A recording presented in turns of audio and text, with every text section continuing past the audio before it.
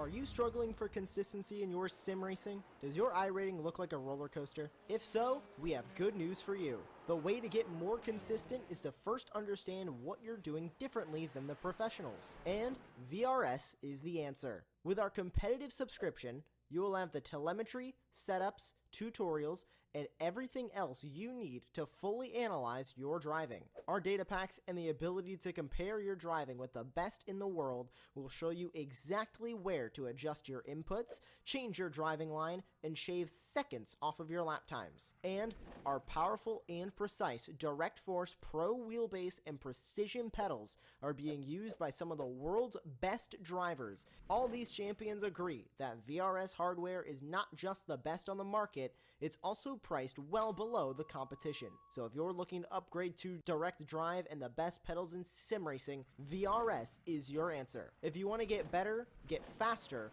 and make it happen sooner rather than later, you owe it to yourself to find out why so many people are switching to VRS. You'll be so glad that you did. Visit www.virtualracingschool.com and learn why the best use VRS.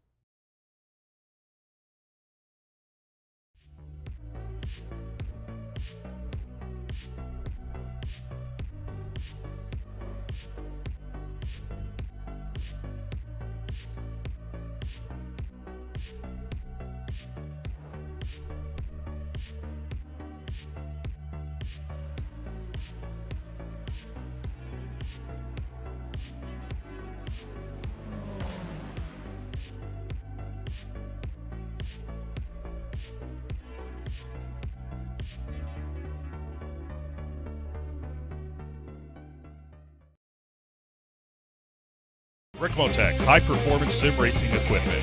There's only one place to go, ricmotech.com.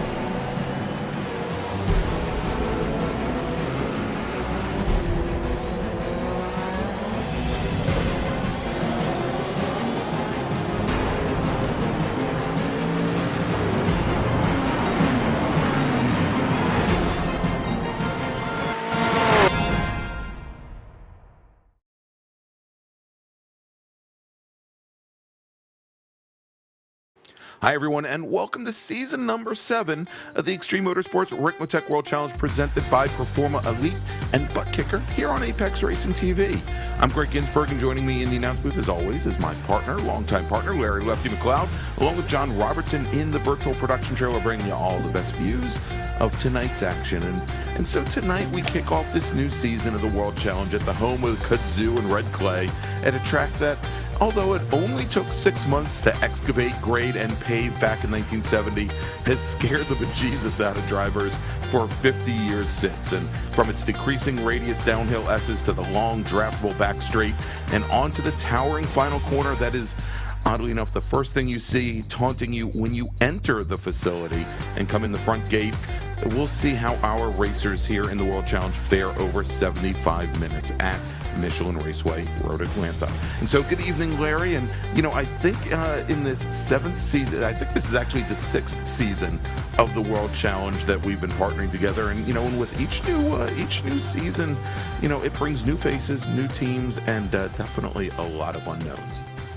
Yes, and that's going to be very cool. I think we've got a much bigger GTP class in those LMDHs here tonight. Looking forward to that. We've got some of the old names back, and that's always great to see. But the level of the competition continues to rise.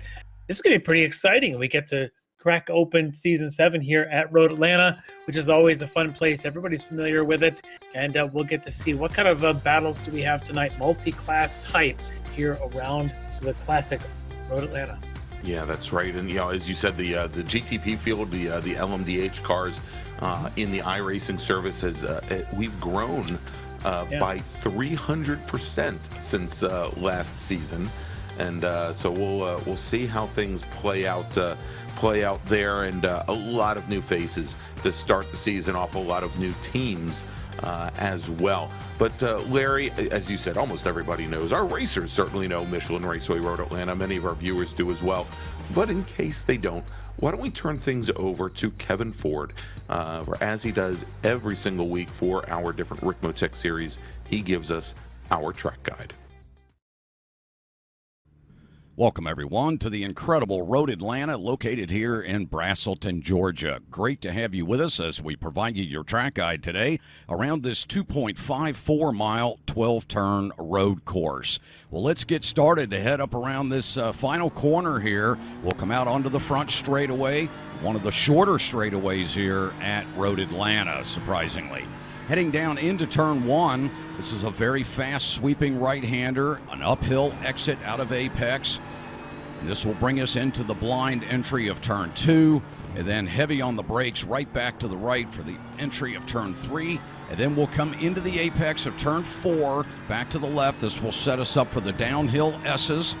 Very fast section here, very tricky. Heavy on the brakes, now out of five, and up the hill as we come over the crest and head towards the double right-handers of turn 6 and 7. Heavy on the brakes here. We'll come down through 6. This will bring us uphill into a blind entry, searching for that apex there of 7, then out onto the backstretch. This is where all the overtaking is really primary here at Road Atlanta. Very long straightaway, around turn 8 there as we exit. This will bring us up to the very slight right-hander of turn 9. But again, you can see all the space here for drivers to use that slipstream and then get a move coming down into turns 10A and B here. Back to the left, take a lot of curb there, right back to the right to set up that exit up over the hill and under the walkway bridge. Here we go, down the hill, out of 11 and into that final corner of 10-12 at speed, across the stripe. There it is. There's your track guide for the incredible Road Atlanta. Thank you for being with us. And thanks so much for Kevin Ford for tonight's track guide of Michelin Raceway Road Atlanta. And Larry, just as we were finishing up with the track guide, many of our drivers now heading out on course for their 15-minute qualifying session. And as we do here in the World Challenge and all of our Ricmotech races, we give the drivers what is known as a lone qualifying session. They essentially have the track all to themselves, as we're watching David Payton on track right now for D2D iracing. They, as far as they know, they've got the entire 2.54 miles and 12 turns of Michelin Raceway all to themselves, and they will have 4 laps in order to set their fastest time and set the grid for tonight's race. And we're just about 2 minutes into that 15-minute session. Now, we do have 3 different classes that are out racing with us here tonight. We've got 2 of our GT3 classes. We've got our pros and our AMs. The pro class, you will notice, much like David Payton right here, are going to be signified by the fact that they've got red mirrors and red number boards and red windshield banners, and the end plates on their wings, which are just now coming into view there, red as well. Our GT3 AM drivers, like Leo Dragata here in the number 118 Mercedes, they will have the green mirrors, green windshield banners, end plates on the wings, and the number boards are in green as well. And then, in addition to those GT3 cars, of course, we've got our GTP prototype cars. And you know, Larry, I hasten to say it, but you know, if you can't tell the difference between one of these and a GT3 car, I'll put some information about my optometrist in the chat a little bit later. Not that anyone could read it, but yeah. Yes, but the GTP cars, they are all the BMW M hybrid V8s, and they've got the black number boards and mirrors and windshield banners as tiny as they are, and end plates on the wings as well. And there you go, going to the top of the leaderboard very quickly. Bailey Piotrowski, one of our new drivers in the World Challenge, driving the number 15 machine. He just sets fast time at a 108.308. We've got a few other of our GTP drivers putting times on the clock now as well. Fernando Takahashi, Kyle Streichars, but now Marcel Leclerc goes to the top of the leaderboard by only a couple thousandths of a second. And we'll see how that plays out in GT3 Pro. Iago Mores, who put in a great showing in his debut season in the World Challenge. Currently, your fastest driver on track at a 118.95. Mike Dam, our Season 6 GT3 Pro champion, is currently sitting second fastest, and we will hopefully get a chance to talk to Mike before we go green tonight, get his feeling. Mike driving, Mike with Orion Racing, moving that entire team moving over to the Audis this season, the Audi R8 LMS GT3s, as they had been driving the BMWs last season. And in GT3 AM, Michael Brooks, currently your fastest driver on track with a 119.51. And that is just about 15 hundredths of a second clear of Ken Ladd, another one of the new drivers here in his BMW M4 GT3. Yeah, lots of new drivers out here. This is going to be great, like some of the folks like you just mentioned, but some of the ones we know are coming back. Hopefully we'll talk to Mike Dam a little bit. I'm really curious to ask him about the car selection. As you mentioned, that the Orion guys driving the Audis now instead of, well, the BMWs or the Porsches and everything else we've seen them in over the last couple of these seasons in here. Also notice Iago Mores looks like he's in a Mercedes. He was in a Porsche last year. So a lot of folks switching things up, going to new vehicles. That's going to be interesting to see how they adapt to that, because the rules are, once you establish what you're in, you can't change it throughout the season. So you got to settle in with what you're going to be comfortable with for the next 7 events. Yeah, and one constant here, Larry, although he did not come away with the championship last season, finished second after having taken 3 wins. Paulo Cui Grant, currently your fastest driver on track in his number 71 GTP car. Grant last season having run for Fur Affinity Racing. We saw him actually just last week in the brand new Ricmotech Touring Car Cup Series, representing D2D E-Racing, and he is representing them as well here in the World Challenge with the number 71 prototype car. And he is currently your fastest driver on track, a 107.200 the time. He is currently just about 300ths of a second faster than Andres Espinosa, or at least he was until Espinosa crossed the stripe and raised the bar, a 107.14, the fastest time. I love it when fast guys put the number 1 on the side of their cars. It's just a little cocky, but it's confidence. And one of my fiercest competitors I have had running in my sport did that last couple of years. He was winning championships. It became sort of a come get me boys and try to make me take that number off the front. And Espinosa is going to try and do that. But now both Grant and Espinosa have been dethroned from that current provisional pole position into the 106.9s. Petrowski, now Bailey Petrowski, has gone all the way to that 106.9s, 2/10 quicker than Espinosa. So I tell you, it's going to be a fun battle to watch now with this massive class of GTPs. All right, so Petrowski does that on his 4th and final flying lap. Paulo Cui Grant, the best he can muster is that 107.200, and that was his 4th and final flying lap. Andres Espinosa is coming down, and he completes his last lap, and actually he pulls his car into the pit lane, calls off the last lap. Let's take a look over at our GT3 classes, as we are now, Larry, we're still only halfway through this session, and a lot of our drivers getting in their 4 laps. In GT3 Pro, Mike Dam goes to the top of the leaderboard in the Orion Racing Audi with a time of 118.72, about 200ths of a second clear of his teammate Travis Schwenke. Dam has completed 4 laps. Schwenke currently on his final flying lap. We'll see if he can improve Chris Thorman from D2D Racing in his Ferrari is currently your third fastest driver in Pro, as we just watched Blake Scott come across the line in his BMW. The number 367 car now moves up to third fastest in class, throwing down a 118.85. And if we jump over now to GT3 AM and take a look, we've got Ken Ladd. He has already completed his last flying lap, but Michael Brooks. Looks like Brooks has completed his fourth and final flying lap as well at a 119.23. I'm trying to find who hasn't. Dre Divock.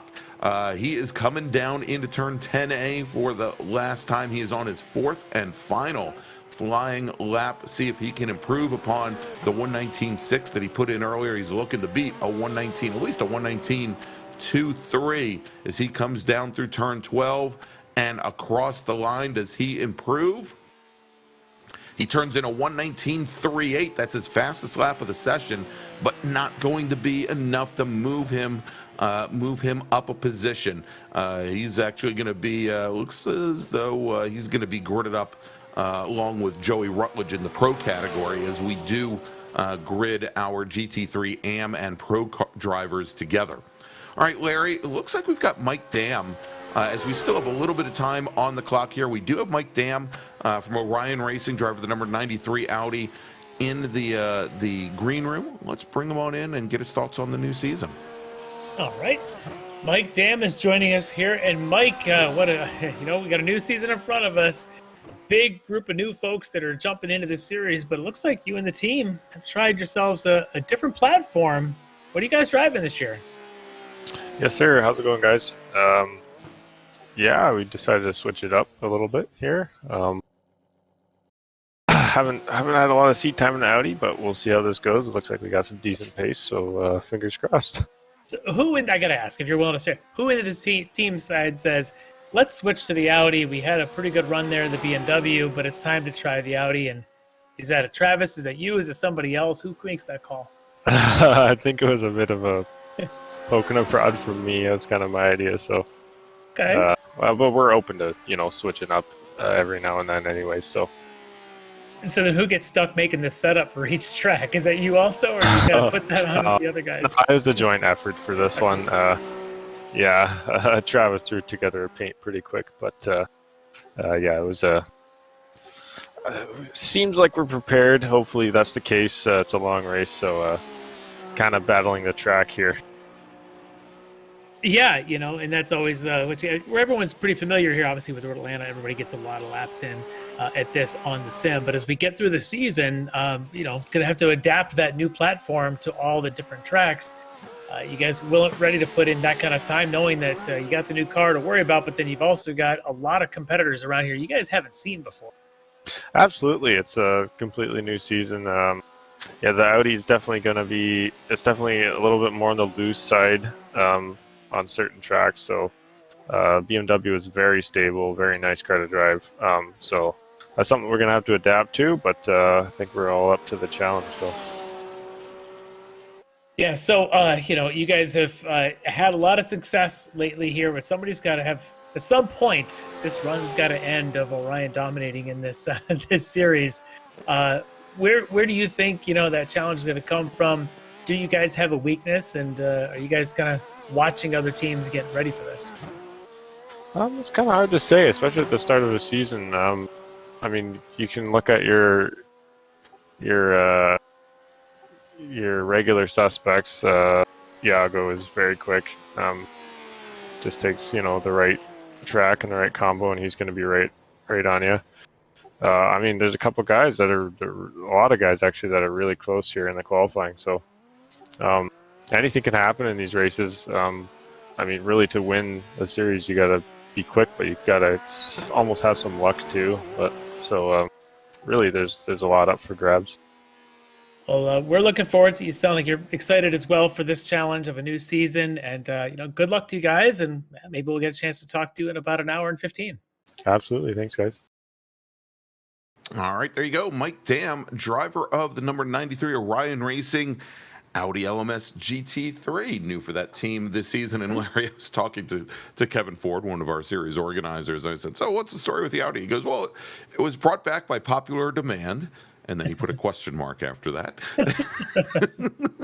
Well, it's so popular. I'm going to check real quick. How many cars are driving the Audi? I see 3. Three. Yes, Actually, no, I take that back. No, we've got one of our AM drivers, Andrew Beaver, is driving the Audi as probably Aaron Beaver is driving the Audi as well. He's the third one. Yeah. I don't think Rob Hartley is signed Rob in Hartley tonight. isn't here. That's right. Okay. Well, it'll be 3 Orion Racing drivers and Aaron Beaver. So there you go. All right. So, Larry, we have a couple minutes here left in qualifying. All of our drivers have taken their either 3 or 4 flying laps and have left the session. Oddly enough, there's one driver, that is Ben Rose, driver of the GT3 Pro BMW, who only put in a single flying lap, and he looks like he took that one lap, and well, that was it. So we'll see. Actually, no, I take that back. Not GT3 Pro. He is in GTP, and so he took the one flying lap, qualified the car 6th, and said, that's good enough. Yeah, and you know what? Not a bad thing. And maybe he had to go finish his dinner and get ready, get the house ready. Who knows? That's the fascinating thing about sim racing. It's not everyone actually sitting in a real car, sitting down on pit lane and just waiting for the race to get going. This is lots of things going on in lives that may take you away for a few minutes. Well, let's see where he goes. He's got a reasonably good qualifying position in this pretty big field of about 14 or 15 of those cars. 15 GTP cars, a solid night tonight. I think if you're in the middle of that pack, you're in a good place to be. Absolutely. All right, so Larry, we've got our drivers gridding up and getting ready. Tell you what, I'll take the 15 or so GTP cars, and we'll go from there. Your pole sitter tonight, driving the number 15 Petrowski Racing BMW M Hybrid. It's Bailey Petrowski with a qualifying time of 106.934. Right next to him on the outside of the front row, representing SRT Esport, Andres Espinoza driving that number 1 machine. Palakui Grant finished 2nd in the championship last season. He is going to be starting 3rd for D2D E-Racing, with Marcel Leclerc starting on the outside of row number 2 in the 223 machine. Starting 5th today, Gerard McKee from Elevated Esports. He's driving the number 33 machine. He'll start 5th. And then we move over to Ben Rose from DNA Motorsports. He's going to start 5th today. Ryan Reeves will start 7th in the number 23 machine from SRT Esport, with Fernando Takahashi representing WJM Motorsport starting on the outside of row number 4. Kyle Streicher from SRT Esport is going to start 9th, and Ian Rude will start on the outside of row number 5 for the Wrong Stuff Racing in the number 22 machine. Bobby Childs and Larry, here's the dark horse. We're going to want to watch Bobby Childs in the number 88 D2D E-Racing BMW M Hybrid. He starts 11th tonight. Mike Weir will start in 12th for the Wrong Stuff Racing. Then we've got Ryan Reisman. He'll start 13th for DNA Motorsports, with Bill Mulfield for WJM Motorsports starting 14th. And then finally, Carlin Andrew for the Voice of... Oh, gosh. Voice of Source. Yes, the Voice of Source Racing, driving the number 2 machine. He'll start 15th. Cool sponsor there, by the way.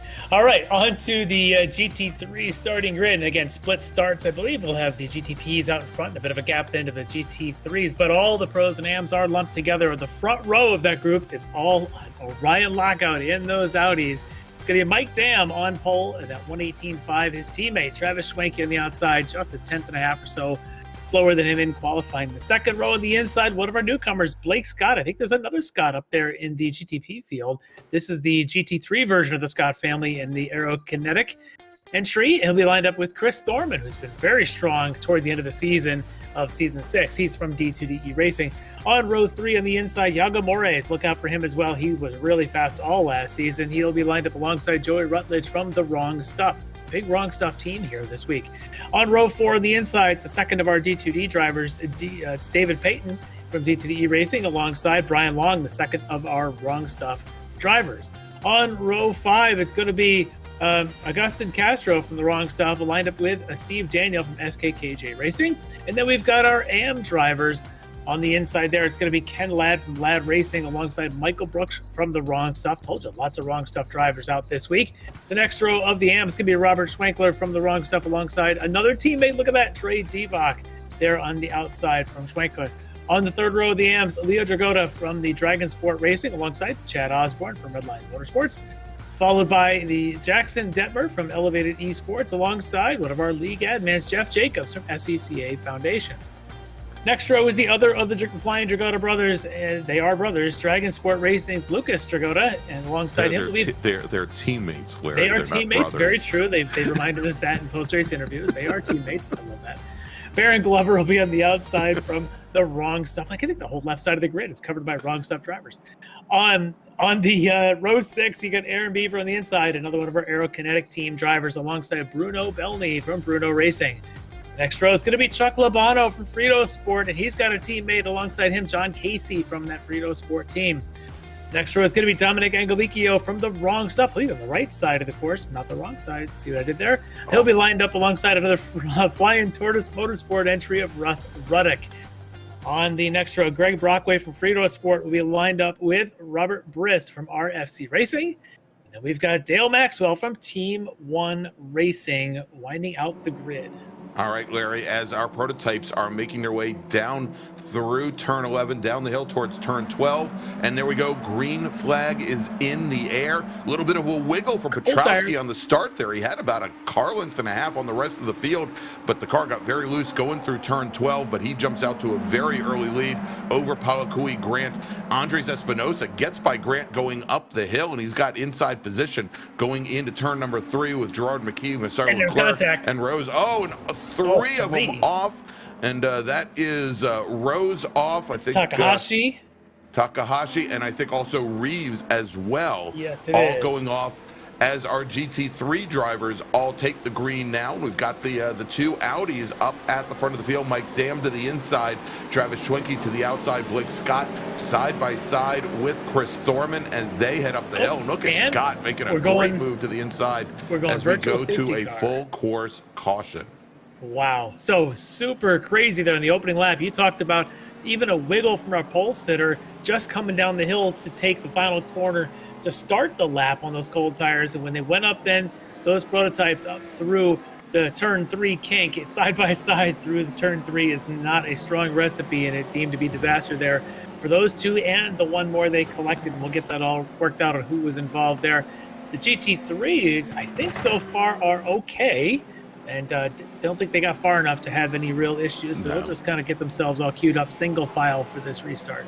That's right. So the 3 drivers involved: Ben Rose, driver of the number 5 machine, Ryan Reeves in the 23, Fernando Takahashi in the 79. And while we're under full course caution, John, is it possible we might be able to see a replay of exactly what happened there with our GTP racers coming through turn 3 for the first time? He's going to get that queued up for us in just a second. But a little bit of chaos, but hey, it's our first event of the season. Everyone's still kind of feeling their way around this place. And now they're fully introduced into the virtual safety car that is part of the Ricmotech series. All right, Larry, I am getting word from race control that we are going to be going back green this next time by. Let's quickly take a look and see what happened. On board with Takahashi. He's on the outside of that row 3, and the car on the inside just kind of moved over in front of him. And they collected whoever the other one was. I was going to try and catch. Yeah, I mean, again, there were 3 of them there, and that was the car all the way on the outside. Yeah. But we've got the cars, and they are all single file. We will be going back green flag racing the next time by, as we've got our pole sitter and leader, Bailey Petrowski, leading the field through turn 5, heading towards turn 6. Larry, much like season number 6, we once again have Buttkicker returning as a Ricmotech World Challenge Series sponsor, and one lucky series driver is going to win a Buttkicker Gamer Plus system at the end of the season. That includes a Gamer Plus unit valued at $279.95. It includes the power amp and all the cables and accessories, everything that you need to get it up and running, including the all-important setup instructions. We'll have a random drawing at the end of the season. You get a ticket in the hat. You get a number in the drawing for every point that you accumulate over the course of the season. And so the better you do, the bigger your chance, the better your chance is to win. And last season, I believe we had, let's see who it was. I'm trying to remember here. I had it actually written down, Larry, and of course, now I don't have it in front of me. But let's see here. I'll tell you what, we'll get ready to go back to racing. Right. And I know I'm going to pull it up at some point here. I do have it written down, I swear.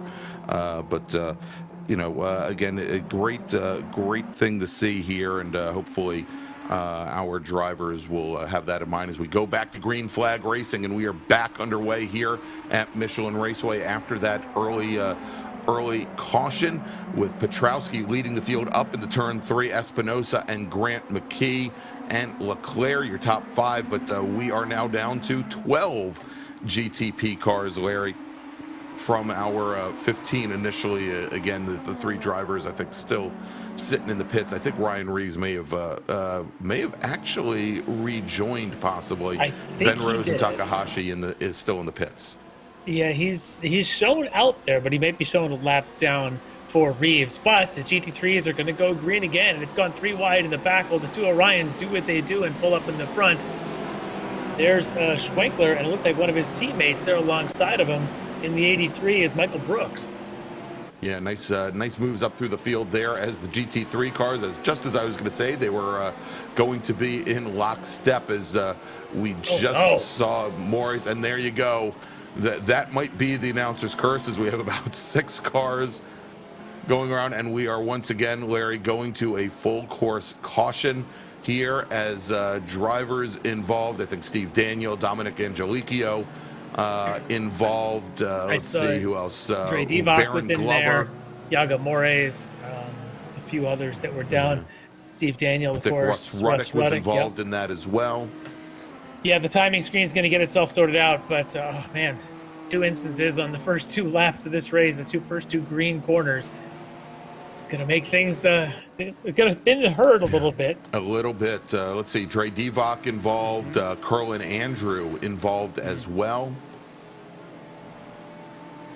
Yeah, I tell you, it just gets a little bit dicey, especially for the back one of these packs. Let's check on this replays. They go up through 1. We're honing in on here on Divock. He's the number 12, the black car with the pink trim there, and he gets tapped, it looks like, from behind, going through 3, and then he's across the track. Oh, Steve Daniel gets into him. The center punches him, nowhere to go. And another wrong stuff teammate there comes in from behind. Looks like Russ Ruddick just said, "Hey, I'm just gonna sit here and wait for this to clear," and gets a little rub as things go by. Yeah, but gets a little kiss and a hug for his for his effort there. As we are back to full course caution. Let's see. I think possibly Bill Mulfield might have been involved as well, and we're still trying to get this all figured out as our GTP drivers and our GT3 drivers are under caution. To reset the field here real quick. Bailey Petrowski, your leader, Andres Espinosa, Paulo Grant, Gerard McKee, Marcel Leclerc, your top 5 in GTP. And then we've got Mike Dam and Travis Schwenke in their Audis. Blake Scott and his BMW. Those are your top 3 in Pro. Chris Thorman and David Payton. The 2 teammates are running 4th and 5th in Pro. Ken Ladd is your leader in AM, and he's actually running 5th overall, 5th in GT3 altogether.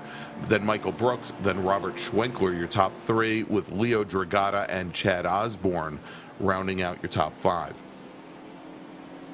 Good shot there at Blake Scott, one of our newcomers to the league from the Aerokinetic team. Again, a couple of Aerokinetics up and down on this grid, so the team decided to join us. That's awesome, and right now doing very well, just kind of playing in the shadows of the Orions up there and trying to wait for this thing to go solid green and see what kind of move he's got. And then there's the Petro West Racing of Bailey Petrowski leading the GTP field, and all he's done is take the green twice, slow everybody down twice, and we'll see what he does on the next one. That's right. So Aerokinetics coming over from the Apex Racing League to join the Ricmotech series. We'll see if they are out in any of our other different Ricmotech series in addition to the World Challenge. But as we've seen, Larry, they've got drivers spread across all three classes in GTP, GT3 Pro, and GT3 AM. Want to welcome them and all of our other new teams here as well. All right, and we are still under full course caution, and there was a request from race control for the GT3 cars to get at least a little bit closer to the back of the GTP field. Yeah, and because if you don't, the GTPs will just catch them while they're still very tight, probably a lap or two in. Because we've talked about, there's about 12 of the GTPs out there, which means you've got about 30 or roughly high 20s running GT3s. That quantity of nearly 40 some odd cars out there fills a 2.5 mile track very quickly. So that's why they're asking to bunch up a little bit.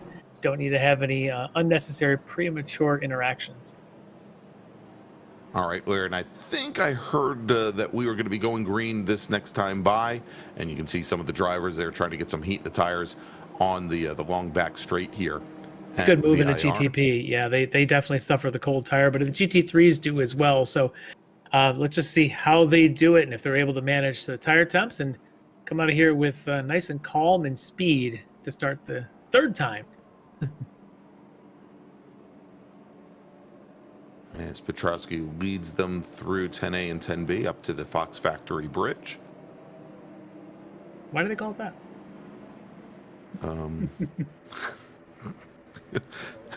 Because Fox has their factory right outside the gates.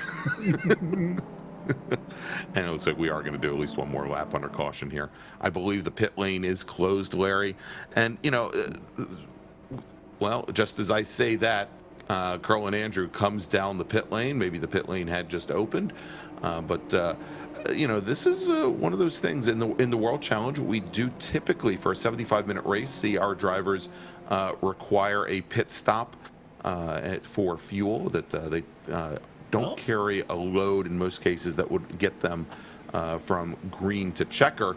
And having these couple of caution periods are going to throw those pit stop windows out of whack. I think drivers are going to be doing a lot of recalculation. That you know, the thought originally was that the GTP cars could probably make it somewhere around 36 laps on a fuel fill versus 33 laps for the GT3 cars. Okay. Well, they definitely have reported the pits have definitely been opened, obviously. As we've seen one of our GTPs head down there. One of our GT3s may have done the same, but we'll see if anybody tries it. As we're now about 11 minutes into our 75, and anybody that thought they could go a solid hour without refueling may think about coming in soon to top it off and try to run to the end. I don't know in the 70. If this were a 60-minute, absolutely. 75, you might still be stuck coming back.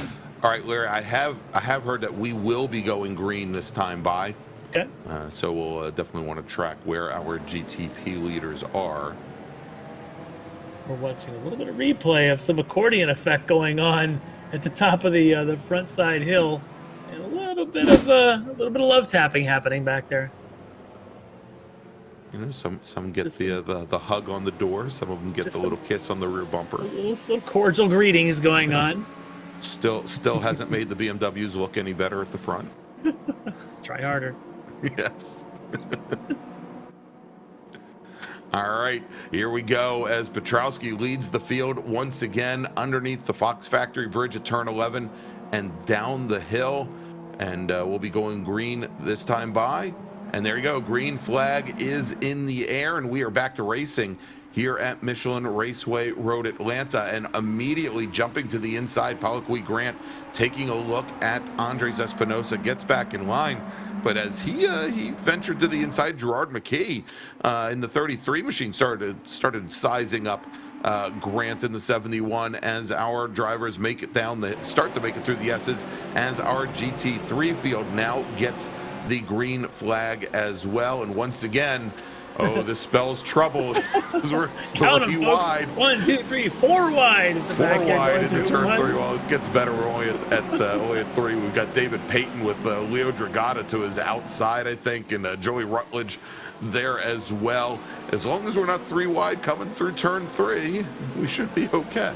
Okay, commentator, let's just try to curse the field. But so far, we're doing all right. Brian Long in the 76 in that BMW with a lot of pink on that, easy to spot. He's from the Wrong Stuff Racing. Those guys know how to put a paint job together. Brian's going to try and make his way. Currently 7th in this group. Got to crack the top 5. You want to be on that ticker board for good. But he's awfully close right there in that group. Chasing Rutledge, Scott, Schwenke, and Dam. And it looks like Leo Dragata just found where the headlight flashers are. He's starting early, trying to upset David Payton directly ahead of him. I think Payton's been at this long enough; it probably isn't going to cause much of an issue. But Petrowski with now about a 5-car length advantage over Andres Espinosa, Paulo Cui Grant right on the bumper, and they have left a little bit of a margin back to Gerard McKee and Marcel Leclerc. Well, Grant and Espinoza that is Chad Osborne down there at 10A and B, and he found his way back to the track. I don't see any contact. That looks like it may have all been just a spin. I don't know if he had help or not, but Chad's back underway. Chad was with us last season out here in the Redline Motorsports BMW this year. Looks like going down there, I think that was Blake that Ken Ladd had some issues up at the top of the S's. Well, that's Blake Scott there in the Aerokinetic entry. One of the Aerokinetic teams. He's got, again, teammates all over the place for this group, and Blake had a really strong start, but whatever happened there is not helping his cause here. As he's got the 64, I think, of Payton. He's got Dragata around him. He's got a whole clan trying to chase him down. Yeah, he's got with Brian Long in the 76 as well, directly behind.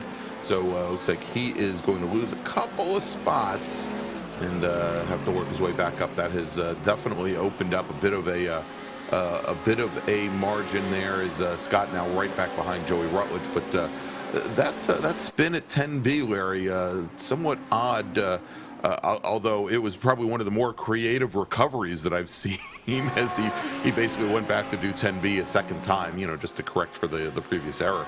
But we're watching here as Mike Dam and Travis Schwenke in the newly returned to the World Challenge Audi LMS. Both those drivers lead the field. Chris Thorman in the number 60 machine running in second, and Ken Ladd now about 10 car lengths back from from Thorman. Well, some things never change, though, and that is the Orion boys starting to put their stamp on this early on. Only 10 laps in, or about 4 laps, I should say, of green, and they're already putting a couple of lengths now on Chris Thorman and Mr. Rutledge there in 4th. The rest of them back there are staying pretty close, at least those 3 are, but this Audi is already looking like it's pretty strong. Yeah, and Larry, it was interesting as you were talking to Mike Dam in the interview before the race, and how things came together. It's seemingly, I mean, he said it without really saying it, that the decision to run the Audis, besides maybe during a drunken movie night or something, came about at the very last minute. And whereas they've thrown together a setup, Schwenke threw together some paints for the cars. I'm wondering how much thought and how much testing and how much time has been given to a fuel strategy for these cars and what it takes. Obviously, they know the BMWs very well at this point, and I'm wondering if, whereas Orion has been very good with their fuel management for the past number of seasons, where there might be some growing pains this season. And Mike, we've interviewed Mike now several times, probably about a dozen times now in the couple of years we've been doing these series. Oh, and there's a car off. That is Blake Scott again having issues there. So we'll see if he can rejoin. I wonder if he got a little bit loose going up and over the curbing there at 3. He's got to wait for this giant field to get him by that now includes the GTPs, as you can see, intermixing with the GT3s. And he's backing up to get a run at it so he doesn't hit the pavement at like 2 miles an hour. Yeah, you can't visually see anything, as we've already got the review there complete for the stewards on the 5 and 79. That's the Rose Takahashi from the Turn 3 GTP's opening incident. They're going to say no harm, no foul there. But yeah, he looked like he was trying to rejoin. But this field now is kind of all bunched up with the front of the GTPs catching to the back, or at least now to the middle of the GT3s. Yeah, and even as they're going through, they're not. We're not seeing where the traffic is impacting that battle at the front of the GTP field all that much.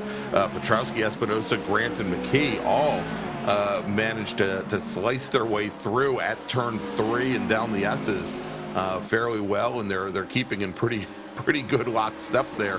Although you can see now they're trying to make sure that they're seen and known as they go through turn 1 and head up the hill. The GT3 machines certainly making way, hanging those cars to the outside to let the GTPs through. Well, I can tell you, these guys at the front of the GTPs clearly are fast, but they also know how to slice through traffic in a heartbeat. And watching Petrowski, Espinosa, and Grant just like surgery through here. Look at this, one by one, these guys know exactly how to get the run off at every corner to get on through. It's pretty amazing to watch.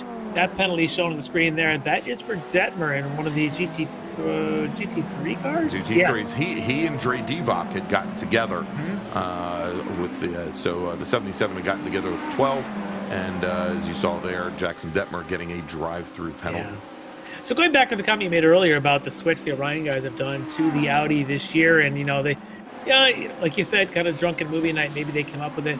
I also think that Mike might be downplaying it just a bit. We've interviewed him enough times to know that he's a super casual guy.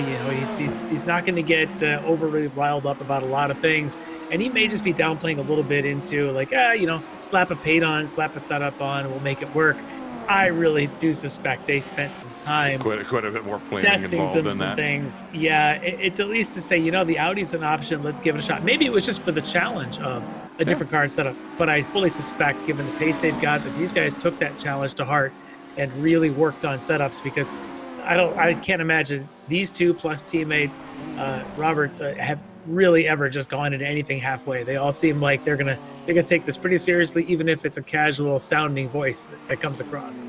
And you saw that was a nice move going into turn 1. Chuck Labano making a move on John Casey. That was for position. Labano taking over 7th in GT3 AM. And Labano had some great runs last season in the World Challenge, Larry. And we'll see how he does, if he can move up the leaderboard here tonight.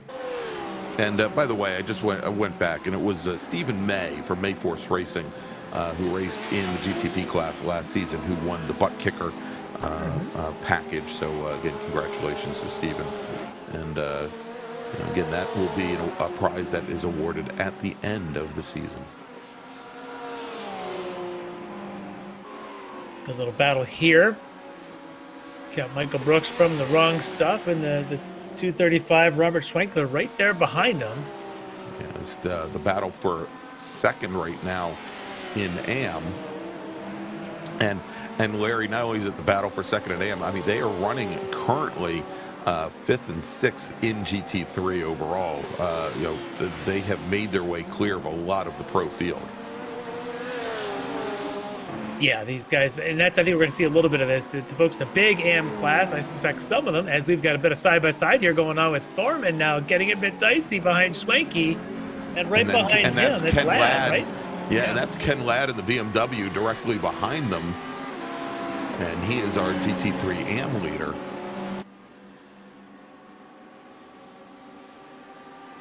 So, while Mike Dam's doing his thing out in front, Travis Schwenke is going to try and have to defend and hold off the rest of the field while a bunch of the GTPs come rolling through.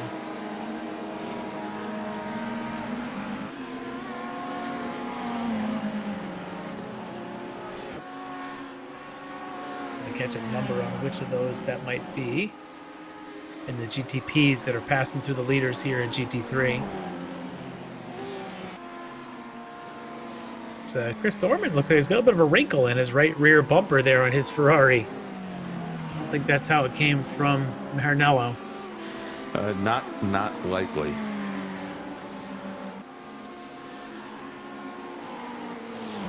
We'll see. All right, let's take a look, Larry. I think actually we might actually have a replay to show exactly what happened to that. This is Chad Osborne coming down into turn 1. Down to probably 10. not turn 1. Yeah. Into this is when he went around over at 10B. I don't know if he was trying to stay out of the way there because he was taking a very awkward line, and then and when he got back on the gas, it just sort of went. Yeah, it's like he turned in very late. He got the car underway and just looked like he was just fighting to get it to even rotate around 10B. Yeah. Right. Oh, and we have now. That's the replay of Leclerc going around and suffering some big wall-to-wall damage, literally, as he bounces off the left. That tore that car up, and Leclerc is going to be in the pit lane for quite some time. I suspect. Probably about 2 weeks to fix that. Yes.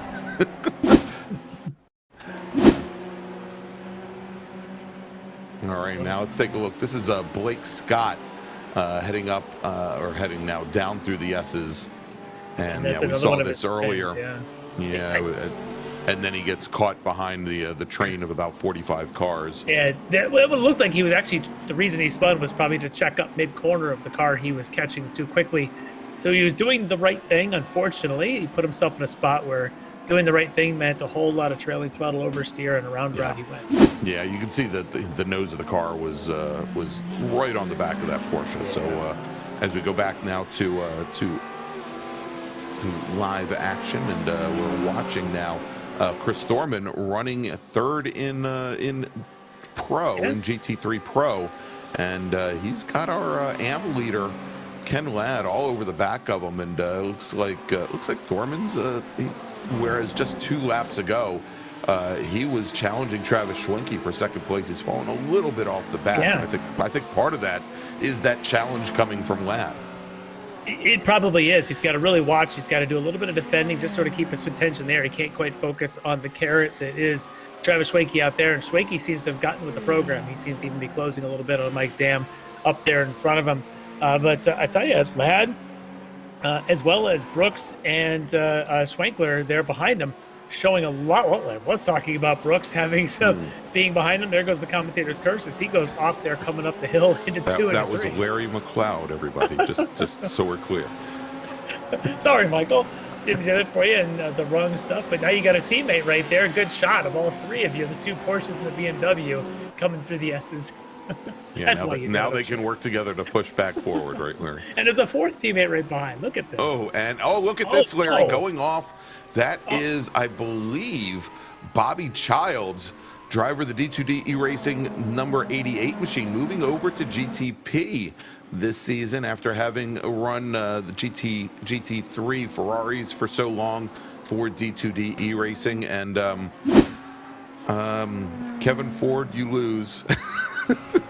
As he got the curbing, went off. Wow, and Oof. You hate to see that. Nothing that Childs really could have done there. As I guess that was that Kyle Streichers that had gone off directly ahead of him, I think.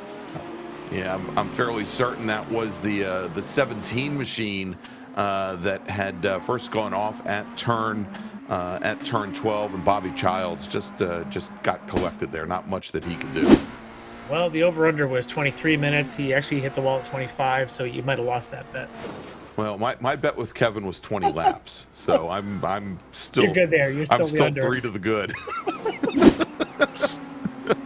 All right. Well, back to action of the fast guys near the front. You got Paulie Cui Grant still trying to keep pace there with Bailey Petrowski and Andre Espinoza, and here you've got your leader in the GT3 AMs, Ken Ladd. Yeah, and he has gotten around Chris Thorman now, Larry. So he has moved up to 3rd position overall, moved Thorman back to 4th in GT3.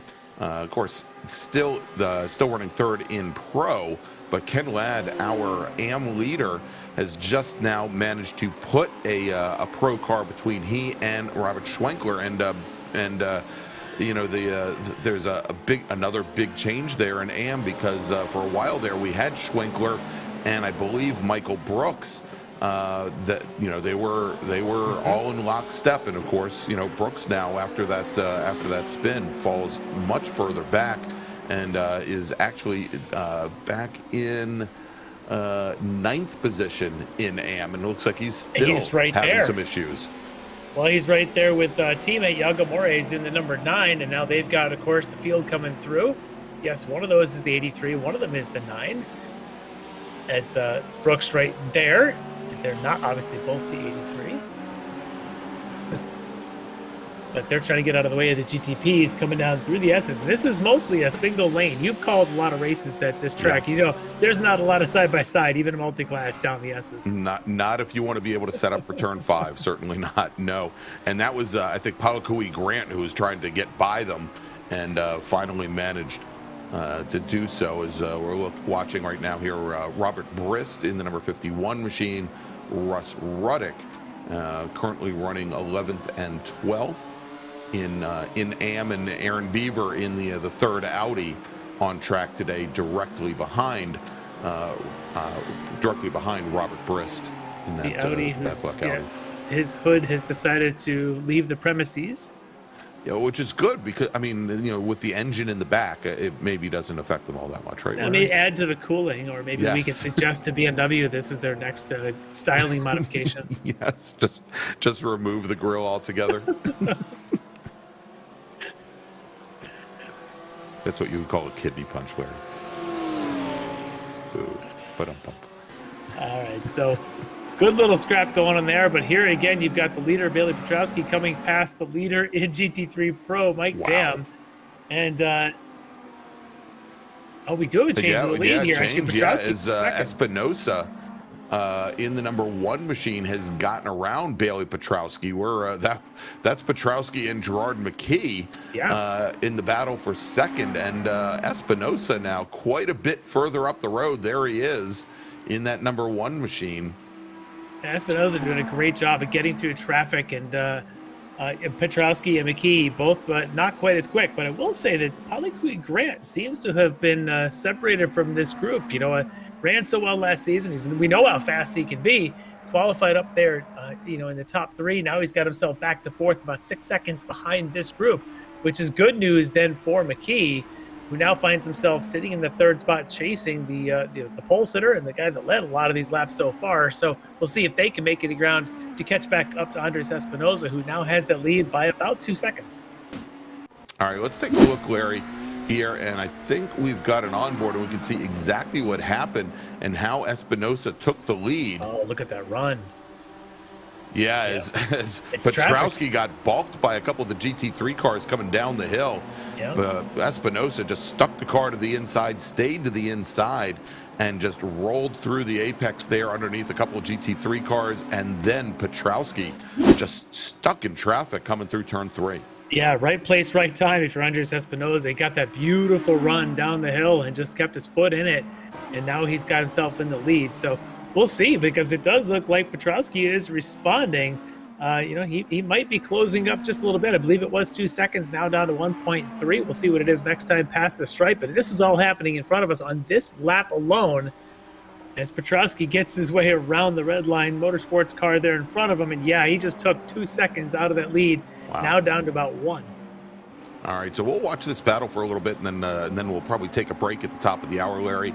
It looks as though our stewards are taking a look at the incident.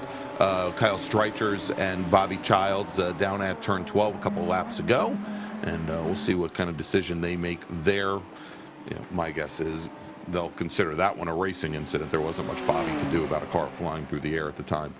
But we've got here a nice little battle coming down into turn 10A. Chuck Labano, Bruno Belny, with Labano now in that number 34 BMW, taking the position from Belny. Belny in the Ferrari, and that allows Labano now to move up into 5th position in GT3 AM, but it doesn't look like it's done. Belny takes a look to the inside, coming down into turn 1, thinks better of it, gets back in line. Yeah, it's a good little respectful battle between them. They kind of know where their strengths are. It's not going to force anything. This is classic GTP. It's just trying to motor on through. It's now a 3-way fight. That's all 3 of them in the lead, going past. Oh, no, that Audi's going to get some more damage on it. Yes, it is. As there's another BMW going off left on the track, but we're going to stay here with the GTPs. As all 3 of them now are nose to tail going through turn 3 and back down the hill through the S's. Petrowski has closed up that 2.5-second lead that Espinosa had built the last time they came through traffic now is working in Petrowski's favor, and he's looking to get it right here before they even get down to turn 6. And here they come, and McKee had been able to pull right up to the back of these two. He popped the curb at turn 12, and then almost immediately lost ground. But yeah, you can see here as they come out of turn 7 onto the back straight, Petrowski with some great speed. A good run as he locks into the draft of the number 1 machine of Espinosa. They're going to have a little more traffic to deal with as they come down into 10A, and you can see now Petrowski trying to open up the corner as much as possible, try to carry as much speed up the hill. And this is where they got the pass the last time because of the shoes on the other foot. Petrowski was the one getting held up in the front. Now Petrowski is thinking maybe they'll go ahead and slow down Espinosa. Opposite happens. Those two moved over, out of the way. Oh no, Ian Rude is now going the wrong way for the wrong stuff. He's got to get himself turned around. That's down at turn 7. I think. Oh no. Or actually, it's turn 6. Wow, and you see there as the 12 machine has to stand on the binders. Didn't know where Rude was going. That definitely created some problems. And another car there as well. That was Dre Divock, who good heads-up driving, but if he had somebody behind him, it could have been pretty hazardous. Well, there's a couple of them there that very headsy to see what was going on and to not make that any worse. For Ian, he was trying to find a way back on, and unfortunately, that's probably not the best way to do it. A couple of warnings from the stewards are being thrown out there for the 367 and the 24. I think that would be, if I can figure out those numbers. Let's see, the 367 machine, that is Blake Scott in the BMW. And what was the 24 is Chad Osborne. Chad Osborne. Yeah. Everyone's getting a warning. A warning for you, warning for you. This is I'm going to say, in defense of these drivers, this is some real bull in a china shop kind of stuff going on. This track has a very long straightaway, obviously, with the back straight. The front straight starts with a hill, ends with a hill. The S's are impossible to pass. You throw in multi-car racing. It is very challenging on only 2.5 miles with 43 cars that started this field. So a very, very difficult place to do this, but the ones that can survive are going to be rewarded with some good points tonight. Well, Larry, one of the drivers who's managed to survive, Pilot Coe Grant, we were talking just a few laps ago and how he had dropped off the pace. Well, he has managed to come right back. Well, he did manage to come right back to the number 33 of Gerard McKee, but Grant under braking going into turn 7. You saw it right there. Locks up the car, spins it, takes some grass, and now that battle, at least for the time being, has to be put on the back burner as McKee quickly opens up about a 2 3/4 second advantage. Yeah, McKee was up with this battle earlier, and now he's 8 seconds back. That's kind of how it fell into Grant's lap for the potential 3rd place there. But Grant, with a touch of the grass going into 7, probably didn't help himself. Luckily, he didn't make any contact. He'll recover and stay in 4th. But these two continue to fight. Remember, there's a pit stop yet to be had. It's going to play a huge part in the outcome if these two can survive diving through 30-some-odd GT3s about every 4 times around. All right, well, Larry, let's do this. We're up at the top of the hour. I'm so hesitant to step away from this fight right now. Do it. You know, as soon as I do, literally within seconds, there's going to be a change of position. That's why Tyler get us the replay. That's what he does best. All right, that's what he does. All right, so let's do this. Let's take a quick break. And thanks to our partners and sponsors. And when we come back, we'll take you all the way to the checkered flag here at Michelin Raceway Road, Atlanta, where you are watching the Ricmotech World Challenge presented by Performa Elite and Buttkicker here on Apex Racing TV. We'll be right back. Ricmotech high-performance sim racing equipment. Whether you're just looking to have fun, train for race day, or become a serious esports competitor, Ricmotech has you covered. Hundreds of name brand parts. Support from experts that love sim racing. Trusted by the pros. There's only one place to go, Ricmotech.com.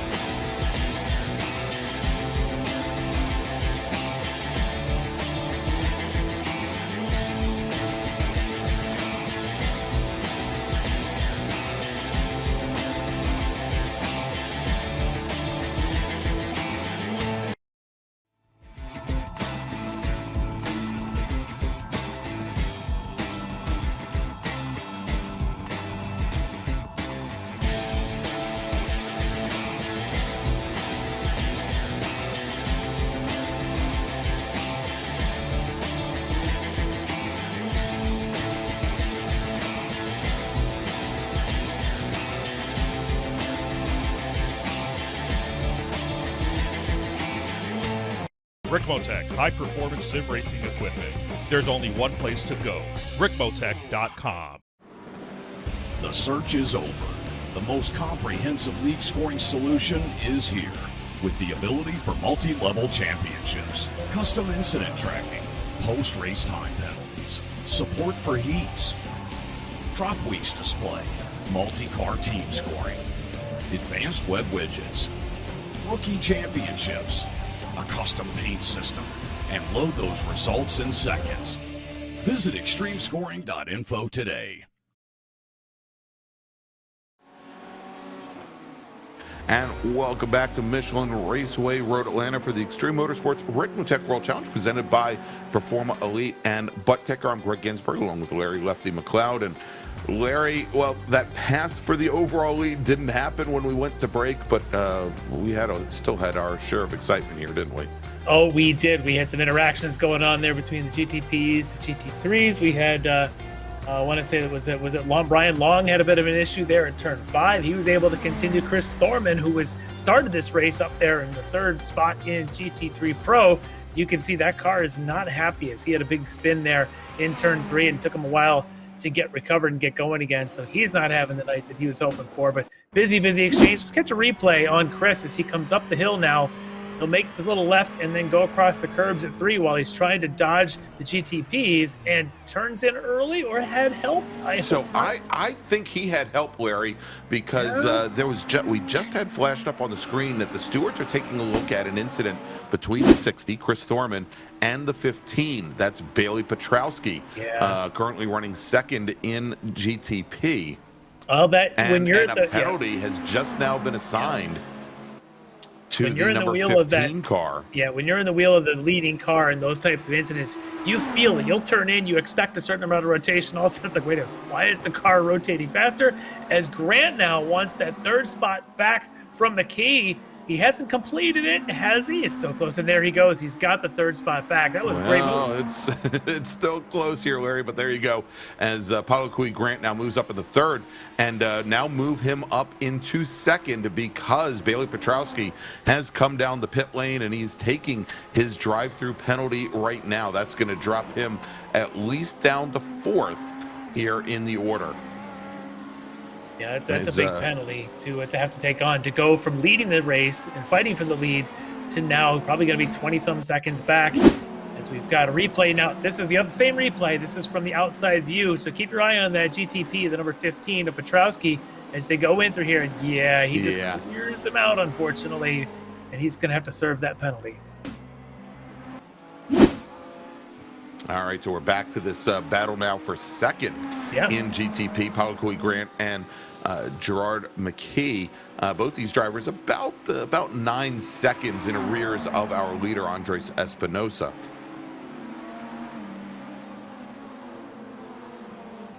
See what kind of pace they have and see if they can cut at all into the lead of Espinosa. It's about 8 seconds, 9 seconds. We'll keep an eye on that, and the pit stops yet still to happen. So we'll keep our eyes if anything can happen. Again, with another half an hour or so left in this race, we've seen anything can and has already happened. Why can't it continue? Why can't it happen twice? It's Palakui Grant. He's run a season of this exact series. I'm sure all these leaders have run other series with this car now, but Grant's very familiar with the rhythm of how these Ricmotech series go, and how the pit exchanges play in, how the traffic works out. He's playing it very well right now, putting himself in a position right now for a top 3.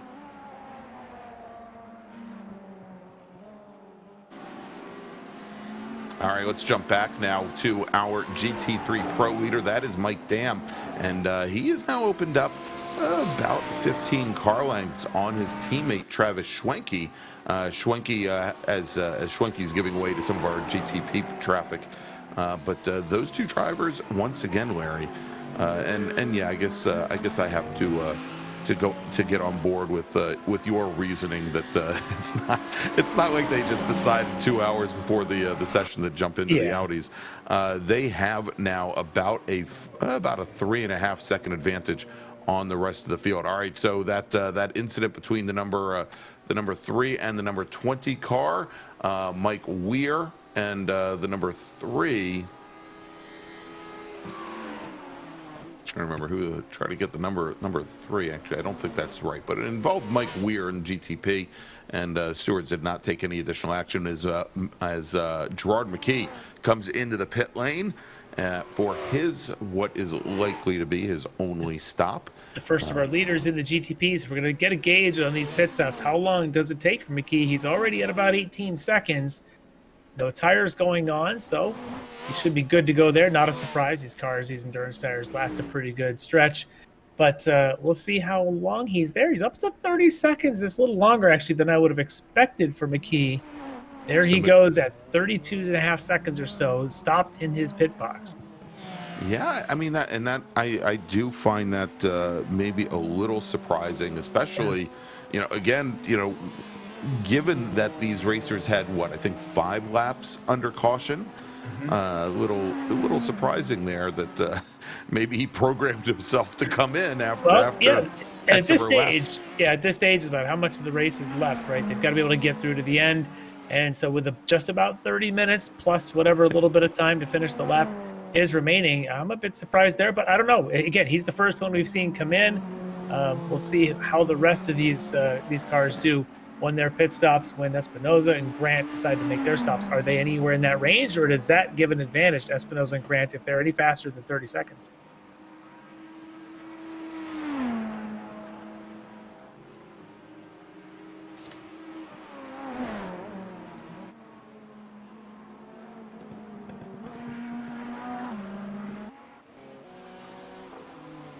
As we're on board now with Ken Ladd, our GT3 AM leader, and he's got about a 2-second advantage right now over Robert Schwenkler. Schwenkler coming down the S's. I think the next car in line. There he is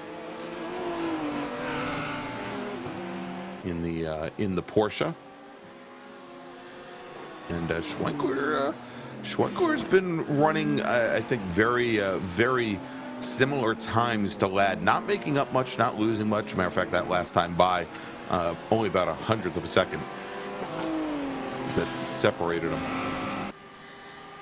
Yeah, they've been at it for quite a while here, Ladd and Schwenkler, and Rutledge also not far back from that group. So these guys putting on a pretty good show here. Rutledge from the Pro class, Schwenkler and Ladd from, of course, the AM class, but showing great pace here early on to the first half or so of this race.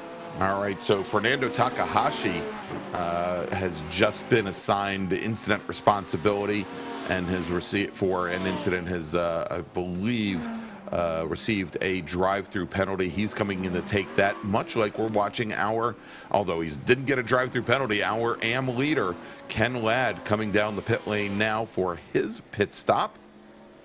And we'll see if he takes tires. With the GT3 cars, Larry, they can take tires as the fueling is ongoing, correct? I believe they can, yeah. So they can do a little bit of that if it's worth taking the tires at all. I don't know if it costs them at all anytime. We'll have to see. Yeah. I know that in the last season, I don't think we saw a lot of tire changing going on. No, we didn't. So, yeah, we'll keep our eyes on the rest of the field. Yeah, and he's on his way back out. Transit time about 49 seconds, okay. 21 and a half in the box.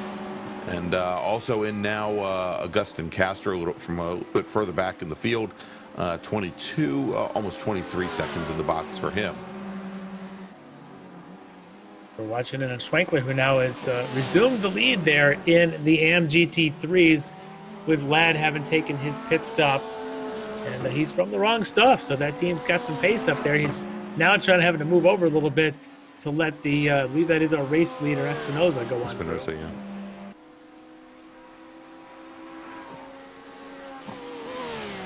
And that's Joey Rutledge from the GT3 Pro right behind Schwenkler. So not technically racing for position. You can see the green mirrors on Schwenkler, the red mirrors on Rutledge.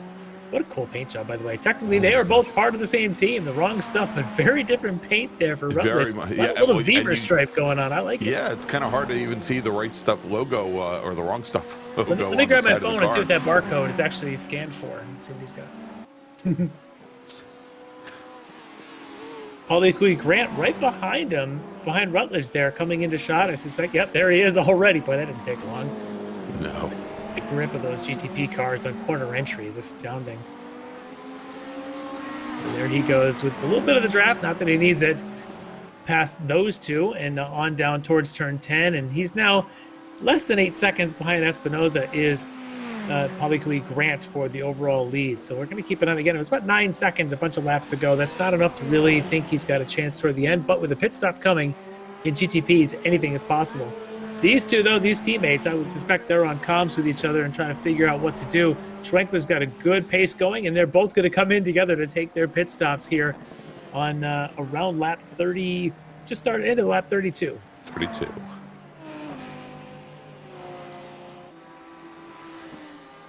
All right, so Schwenkler and Rutledge into the pits.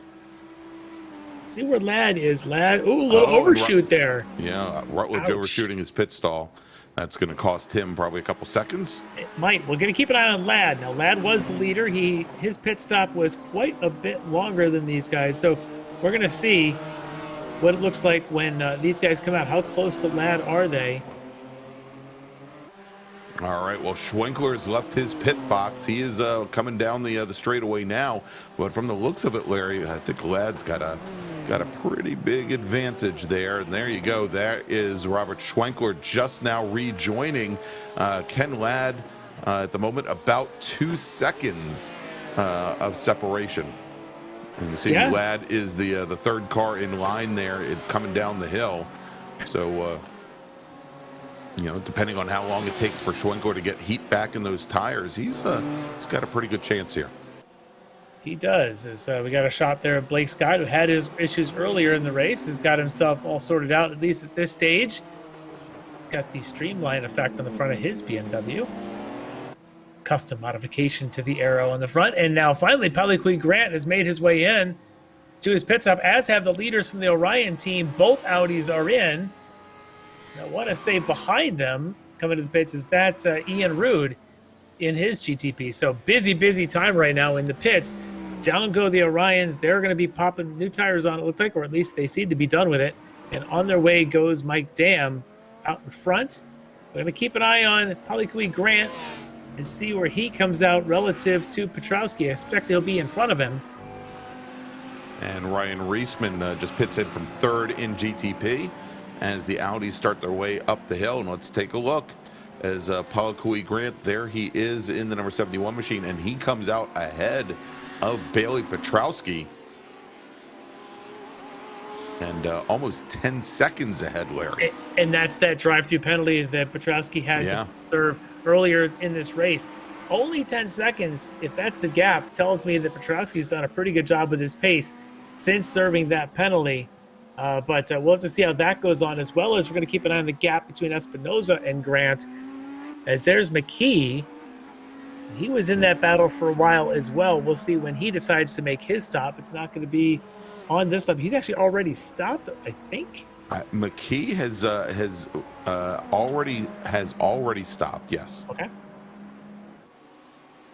It's hard to keep track. There's 40-some cars out here tonight. All right, coming down the pit lane now, Leo Dragata pitting in from the lead in GT3 AM. The Dragatas in the Mercedes here. I think they were in Porsche in the last season. They were both in Porsches last season, and so Leo had made the decision to move over. And let me verify this. It was Leo had decided to go originally to the Mercedes. Lucas, however, was planning on running the Ferrari this season and made a change earlier today.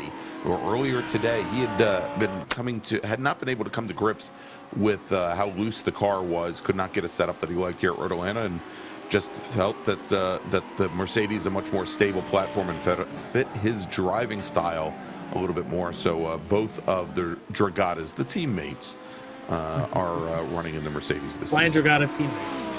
Yes. I appreciate that decision. Given the choices, I generally kind of lean towards the Mercedes as my platform of choice, if not maybe the BMW. I've had my struggles with the mid-engine cars here, specifically the Lambo, but even the Ferrari at times I struggle a little bit with. I have not run the Audi much. But that Mercedes, to me, has got very good balance. It's technically a front engine, but that front engine is so far back. It's like, to me, it's a very well-balanced mid-engine, just like even better balanced predictability-wise in that car. And I think it's a great platform to start with. So, hey, I agree with their choice. But then again, Ryan ones are out there leading the race in the Audi that not everybody else wants. So that can't be a bad choice either. But none of them spit flames like the McLaren. No McLarens this season in this field. Just one Lamborghini, I believe, out there. I think it's Jeff Jacobs might be the only one running the Lambo. Yeah, and I'm surprised because in the past couple seasons, that Lamborghini Huracan GT3 Evo had been very prevalent in the AM category. Yeah. And it looks as though most of the drivers have moved away. And as I'm looking up and down the field, I'm seeing a much larger number of BMWs, the M3, or probably the M3 GT3s in AM. Not as much in Pro this season. Espinosa's got the 28 there in front of him. I'm trying to see who the 28 is. One of our Wrong Stuff Racing cars. Unless that's Detmer. That might be Jackson Detmer in the 77, in fact, in front of him.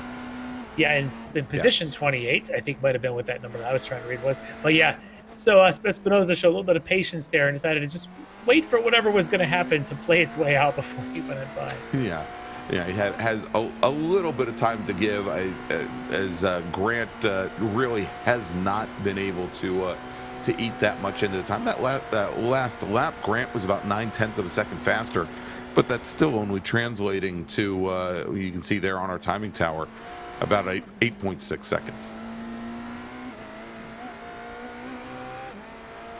And still not insurmountable, if you ask me, in the course of 20 minutes, given the way this race has gone. Espinosa now still trying to get through some of this traffic, and now he's got lapped GTP traffic to get around. Who just made the job a little bit easier? As that was Bill Mulfield, who went wide through turn one. Suddenly that problem disappeared itself, Larry. I hate to laugh at somebody else's demise, but the timing was pretty good for Espinosa, not so good for Bill. Hopefully he was able to get up the hill there without tapping that wall too, Bill.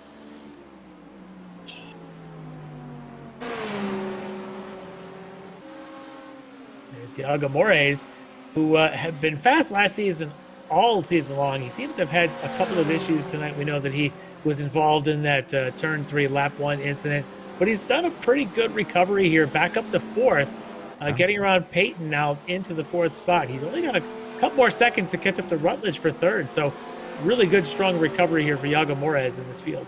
Yeah, and as we were talking about the drivers who have switched chassis, as he was running in that, he was running in the Lamborghini last season, and making the move now over to the Porsche 911, and I think the Lamborghini seemed to fit his driving style very well last season. Yeah, the Lamborghini to me has always been a very twitchy car, very tough to handle. In fact, one of my private leagues just ran GT3s about a week ago, and all the guys' Lamborghinis were struggling a little bit with the way that thing, you'd almost have to drive it with a bit of slip angle to get it to work. But at some point, you just cook those tires, and the slip angle doesn't want to hold anymore. It's a very and then the rear end's gone. Yeah, it's a fine line to drive. Where in the Mercedes or the BMW, the Mercedes especially just kind of turns in gently, and kind of you just be patient with the throttle, and it's doing what you want to do. And I think that's why some folks have gone to those more predictables.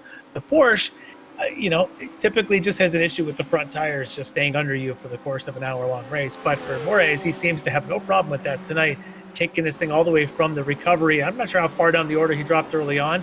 He's all the way up into 4th, just a couple seconds out of 3rd here in GT3 Pro with 20 minutes left. That's a solid position to be in. Yeah, I was going to say, Larry, speaking of front tires, that's one driver that we're missing here tonight, Dean Dibdahl. I hope Dean jumps in here for this season. If not, maybe it could be that he's got his real race season underway. And I know some of the times you get into the real race season, if you've got an actual in real life ride, it's tough to put the time into the sim racing. But if he's doing that and not here with us, well, good luck, Dean. I'm sure your dad, Rich, probably might be listening in to us. Good luck to Dean this year. And in his Spec Miata runs, or his he's got, I believe, a lay down cart that he runs as well. Yes, as a matter of fact, I think they had a kart weekend this past weekend. I think they were at NC Car this weekend, much like my other announcing partner Brian Donati was. And he's one of the, Dean's one of the younger drivers we've had in our field, a lot like the Dragados teammates out here. They're also relatively young, but we've had some of the young drivers do very well in this league and have moved on to other things. Some kid named Elvis Rankin dominated in this league for about a year and a half before going on to different things. And so, yeah, this league is definitely before dominating the Skip Barber Pro Series in real life. Yeah. Yeah, so lots of great young drivers. I'd love to see it if you've got the time to put in. And when you're 12 years old, 15 years old, and you don't have a real job, you just got to study for that math test. Sometimes sim racing, there's time. You got time to do it. That looks like McKee coming to the back of our leaders in the GT3 Pro. That is Gerard McKee, currently running fourth in the number 38 machine as he clears both Mike Dam and Travis Schwenke, our GT3 Pro leaders. Just to check the numbers here, Pauliqui Grant, who's currently second in the class, is now about 6 seconds or so behind Andres Espinoza for the overall lead. So Espinoza, relatively comfortable, but he shouldn't get too comfortable back there. Yeah, he and Grant have been running lap times within a couple tenths of one another. I think it's been going in either direction. Every once in a while, Grant does turn in a faster lap, but that time by Espinoza picks up 6/10 on Pauliqui Grant, and that was him making his way through the leaders in GT3 one more time. Espinoza just went up by. He's about a lap ahead then of McKee, or pretty close to it here in probably a little while. So that shows you how fast he's going. He's left everyone up through 5th place in the GTP class. Only Grant, Petrowski, and so far McKee are on the lead lap.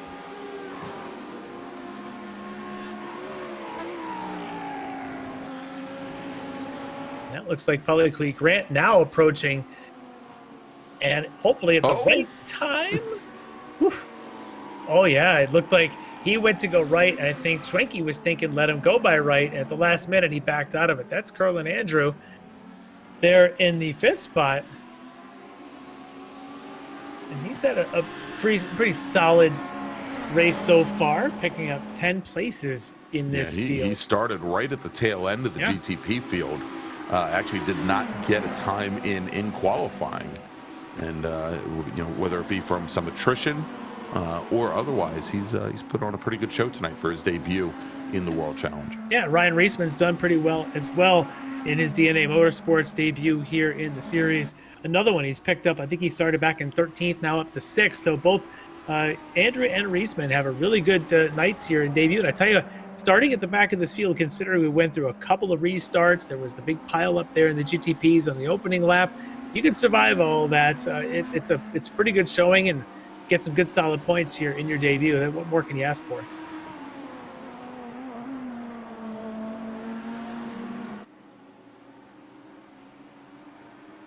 These guys, I don't know. Reisman's been on a pretty good pace. Last time through, these two were essentially the same lap time, so they've been at this for a while. Reisman. Wow, and I was just going to say, you can see the pace that Reisman has through turn 6 and through turn 7, and he really had to. I think Andrew had to check up for the GT3 car in front. I'm not sure that Reisman saw that there was. He probably saw his relative, but was expecting a faster exit there for Andrew. Luckily, Reisman on his toes was able to get the speed woe down before anything serious happened. Yeah, before he and Andrew ended up in the wall, driver's right, coming through turn 7. Yeah. This might be our best race. This, of course, and the Orions currently leading in GT3 Pro is probably the two best races going on. I don't know if the Orions are going to push each other into a passing situation, but Ryan Reisman looks like he's ready to get on by here as early at the earliest possibility.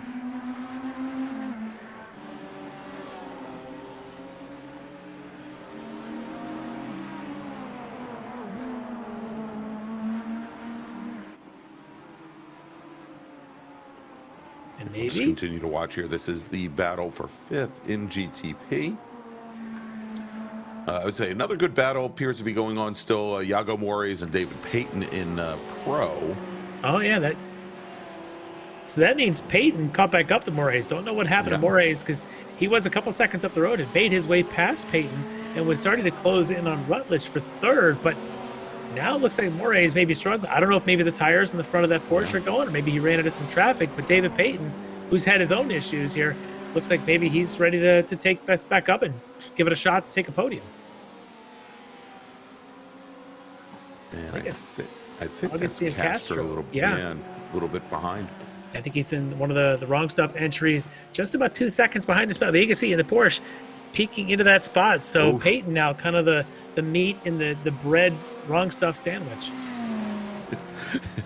The wrong stuff. Oh my, yeah. And Payton had, just as you were saying that, Payton had some issues with the curbing on the exit at turn 7, lost a lot of exit speed down onto the back straight, and has now lost about 5 car lengths. It actually brought him a little bit closer to August and Castro directly behind. Whatever happened to Mores? Maybe he's recovered from that. Maybe it was just a one-corner slip that kind of lost his pace a little bit. That may have taken him out of the fight for third, as with only about 11 minutes to go. I don't know that Mores has got 5 seconds in him unless Rutledge has any trouble up in front. Rutledge having a really strong debut tonight as well. I mean, 11 minutes to go after everything that's gone on tonight, to be up in the third position is a great position for him. And then, of course, you got the debuts for Ladd and Schwenkler currently leading in GT3 AM. Espinoza having a strong debut here, obviously with the lead in the overall, as he's trying to get down around one of the Dragatas there in the 118. That should be Leo Dragata. Does.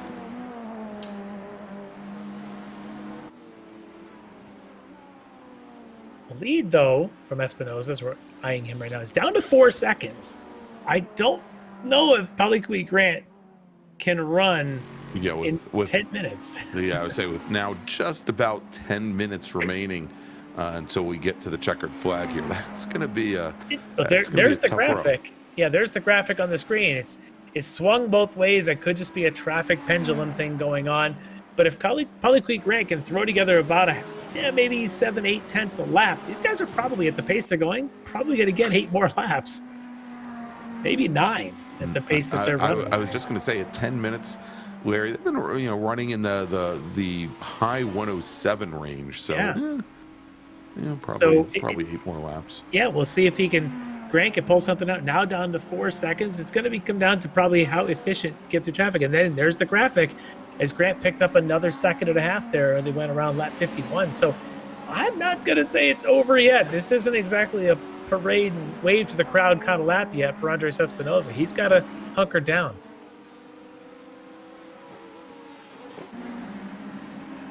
There's Ryan Ricmotech still there at the back of Andrew. He can't quite make a move, but he maybe has a shot here as they're up behind again the Dragata in the Mercedes. And who's that behind them? Is that Petrowski putting a lap down on them? I think that is our leader, Petrowski. Not leader, third place. Not leader, pardon me, running third currently. Yeah. He was pole sitter tonight, but a couple of incidents has knocked him back. He's shown really good pace, but he's going to be right now fighting for a podium. He's going to put those guys a lap down, or maybe he'll just sit and watch for a little while. It's a good battle to watch.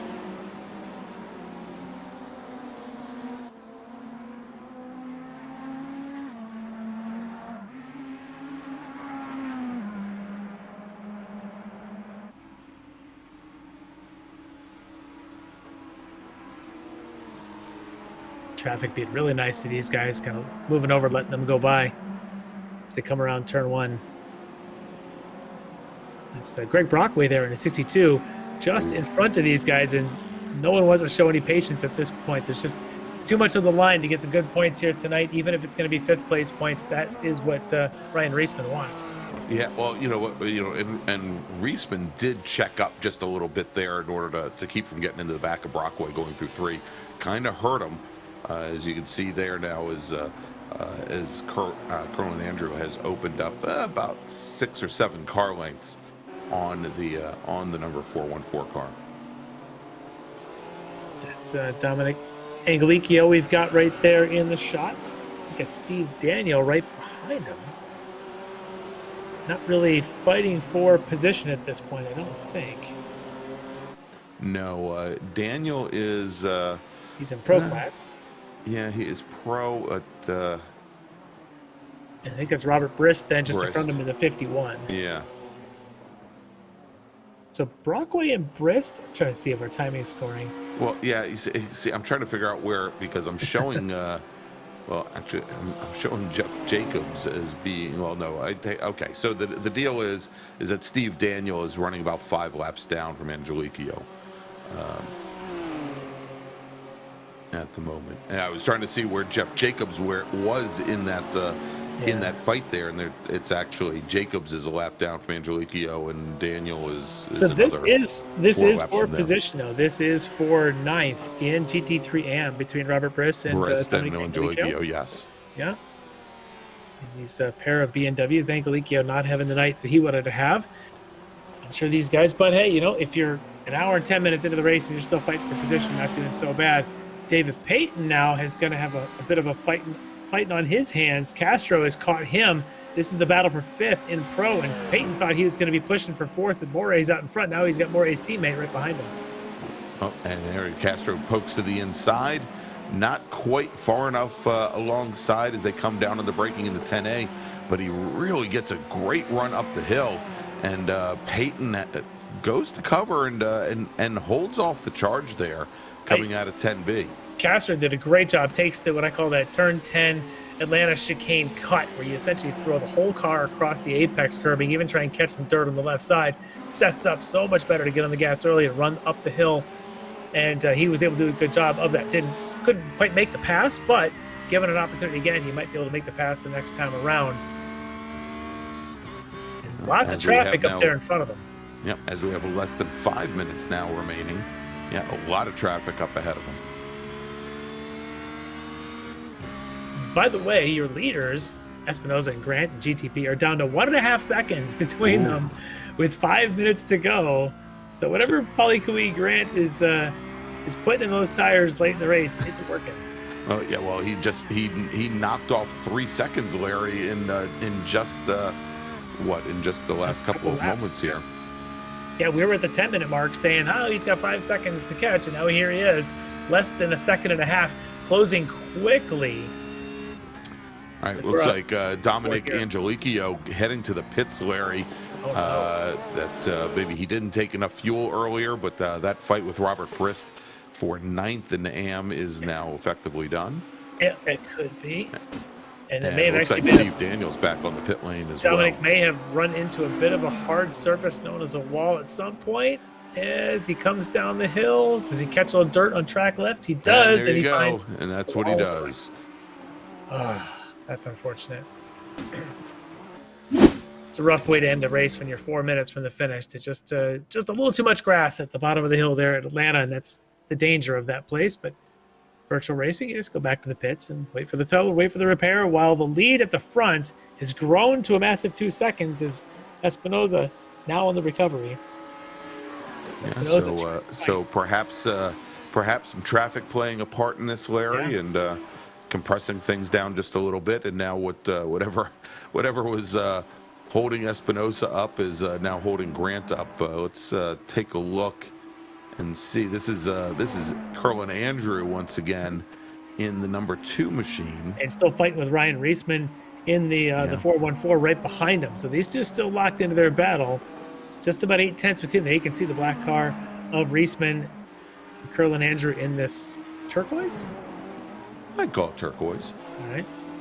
Need to get my color palette out. Ken Ladd in for a pit stop. Oh my. Oh, no. Oh my. Ken Ladd, who was leading GT3 AM, coming onto the pit lane. That's going to move Robert Schwenkler up into the lead. Oh, wow. And Ladd now heading back out. Oh, that is such a disheartening thing. Right at the end, he couldn't make it a couple more laps. Needed to add some fuel. That's going to move this guy, Leo Dragotta, up into 3rd. In fact, he's going to see if he can grab a 2nd with Ken Ladd right there in front of him. Yeah, that really now Ladd certainly didn't spend that much time in his pit box. Only about 5 seconds taking that last splash. It's so the 10 likely, seconds in and out that just kill you. Yeah, exactly. I mean, likely didn't lose a lot of heat in the tires. You know, it's not like going to be a traditional outlap for him, but you can see. Hey, look, Leo Dragata found the headlight button again. And, I think he's listening to us, and he knows whenever he's on cam, he's going to flash that lights. Hi, right. Leo. How's it going? So we'll see if that Mercedes can catch the draft. He's still a good 20 car lengths back. And Larry, we only have 1 minute and 15 seconds remaining on the clock, so not a lot of time. As now he's going to catch all kinds of traffic down there.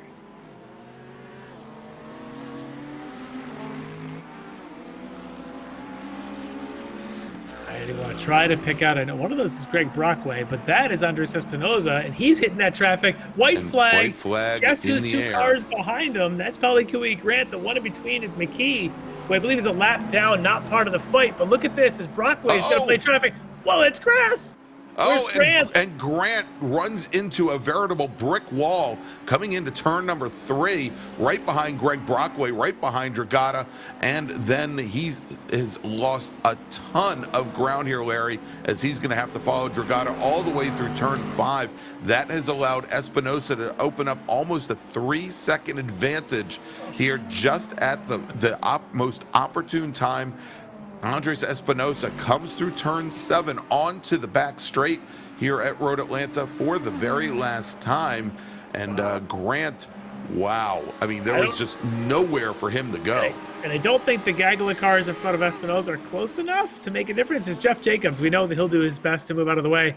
But, wow, talk about the right place, right move there for Espinosa to slip on by and be leading that group and leave Grant stuck there going through turn 3 and through the S's behind them. That's great driving for both of these guys tonight. And that's your winner. Checkered flags out for Andres Espinosa, winning round 1 in GTP. Second place to Paulie Kui Grant. Great run there, you got to say, for him here tonight. As great action. Look at this huge field of GTPs really put on a show. There you go. And crossing the line, taking third was your pole sitter, Bailey Petrowski. He'll finish third in GTP with Gerard McKee. Fourth, Curlin Andrews finishing in 5th. In GT3 AM, we don't have a finisher yet, but let's jump over to Pro, where we've got Mike Dam and Travis Schwenke separated only by 2 car lengths as they come under the Fox Factory Bridge for the very last time. And taking the win here in round 1 of the World Challenge in GT3 Pro is going to be Mike Dam from Orion Racing. His teammate Travis Schwenke finishing 3rd. Robert Schwenkler is coming up the hill now and underneath the Fox Factory Bridge. He is going to be your winner tonight in GT3 AM. Ken Ladd holds on for 2nd place in AM. Leo Dragata will take the last step on the podium. He finishes in 3rd with Chuck Labano 4th, Michael Brooks in 5th. And if we jump back over to Pro, finishing 3rd in Pro will be Joey Rutledge. Iago Mores will finish in 4th. David Payton will round out the top 5. That was chaotic night, and Ken Ladd has got to be saying, well, I got 2nd place points, but I'm thinking all he's got in his mind is how much fuel should I have taken? Apparently didn't take enough, but he was able to come back, finish in 2nd spot, but he's got pace for taking a lot more wins. He might have just cost himself one tonight with just a couple of ticks of fuel that he didn't put in the first time. All right, well, there you go. That is your first race of the season in the Extreme Motorsports Ricmotech World Challenge. We're going to take a quick little break thanks to our sponsors, and when we come back, we'll talk to our podium finishers here at Michelin Raceway Road Atlanta. You are watching and have watched round number 1 of the Extreme Motorsports Ricmotech World Challenge presented by Proforma Elite and Buttkicker on Apex Racing TV. We'll be right back.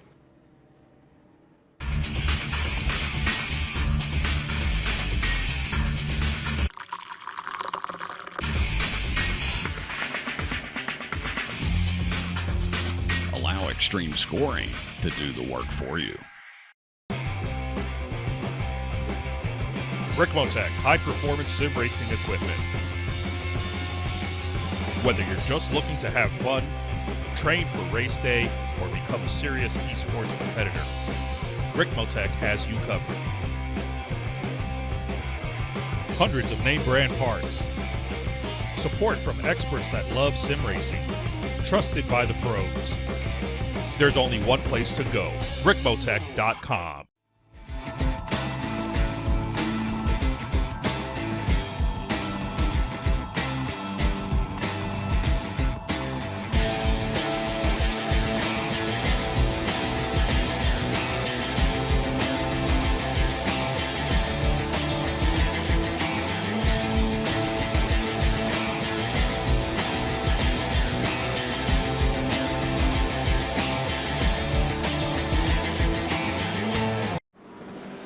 The search is over. The most comprehensive league scoring solution is here, with the ability for multi-level championships, custom incident tracking, post-race time penalties, support for heats, drop weeks display, multi-car team scoring, advanced web widgets, rookie championships, a custom paint system, and load those results in seconds. Visit extremescoring.info today. And we are back here at Michelin Raceway Road, Atlanta, where you've just seen round number 1 of season 7 of the Extreme Motorsports Ricmotech World Challenge presented by Performa Elite and Buttkicker. I'm Greg Ginsburg, along with Larry Lefty McLeod. And Larry, let's start talking to some of our podium finishers. It certainly made it exciting and came a heck of a charge here at the end of the race. Let's talk to our second place finisher in GTP, now racing for D2D E-Racing, Palakui Grant. Almost had him. Hey, Palakui Grant, second place here tonight, but whoa, the closing stages was watching you reeling in Espinoza there at the end, and it got chaotic as the white flag came out. Tell me what was going through your mind as you thought maybe there was a chance. You know, when I came out of the pits, because I did overshoot it just a little bit, I was like, oh, well, we'll see what happens. And so when it came out, I think I was around 10 to 14 seconds. As the stage went on and as my stint went on, that 10 seconds became 8, and then 6, and then 4. And then all of a sudden, with 10 minutes to go, I'm within 2 seconds of him. So, you know, of course I'm pushing hard. But coming into the last couple of laps, oh, there was a couple of really good sends that I wouldn't have tried by Espinoza. All credit to him for holding the car the way he did. I was just trying to make sure I could finish the race as I started third, so, you know, P2 was an improvement. And, you know, I'm going for the championship this year, because last year I was close but didn't quite get it. So if I'm in Shane Larson's shoes, I'm having a good start so far. Exactly. He was able to win a championship by taking a couple seconds early and then finishing the season with wins. A second place at the start of this year is a solid finish, and I tell you, it's a big crowd of GTPs. You brought some friends with you here, and we love it. You guys put on a great show once we got to our third green flag start, but it was a lot of fun tonight. Anybody you want to mention here tonight for this podium finish? I do, actually. I want to give a big thanks to D2D E-Racing for having me on board their team. Bobby, Chris, David, the crew, you know, amazing stuff. Unfortunately, we couldn't see some GTP on GTP D2D fireworks today, but it's coming. It's coming. I also want to give a thanks to my grandparents, Pop and Tutsu. I love you all. My 3 brothers, always thanks for watching. Wes, of course, you're always here, and Sakurai, my guy, I love you, man. And you guys, too. I know you guys always bring it when you do the broadcast. Thank you both. Oh, and you bring it in the interviews. We love it. Palakui Grant, second place here tonight. Congrats on that. Thank you very much, and aloha. Have a good one.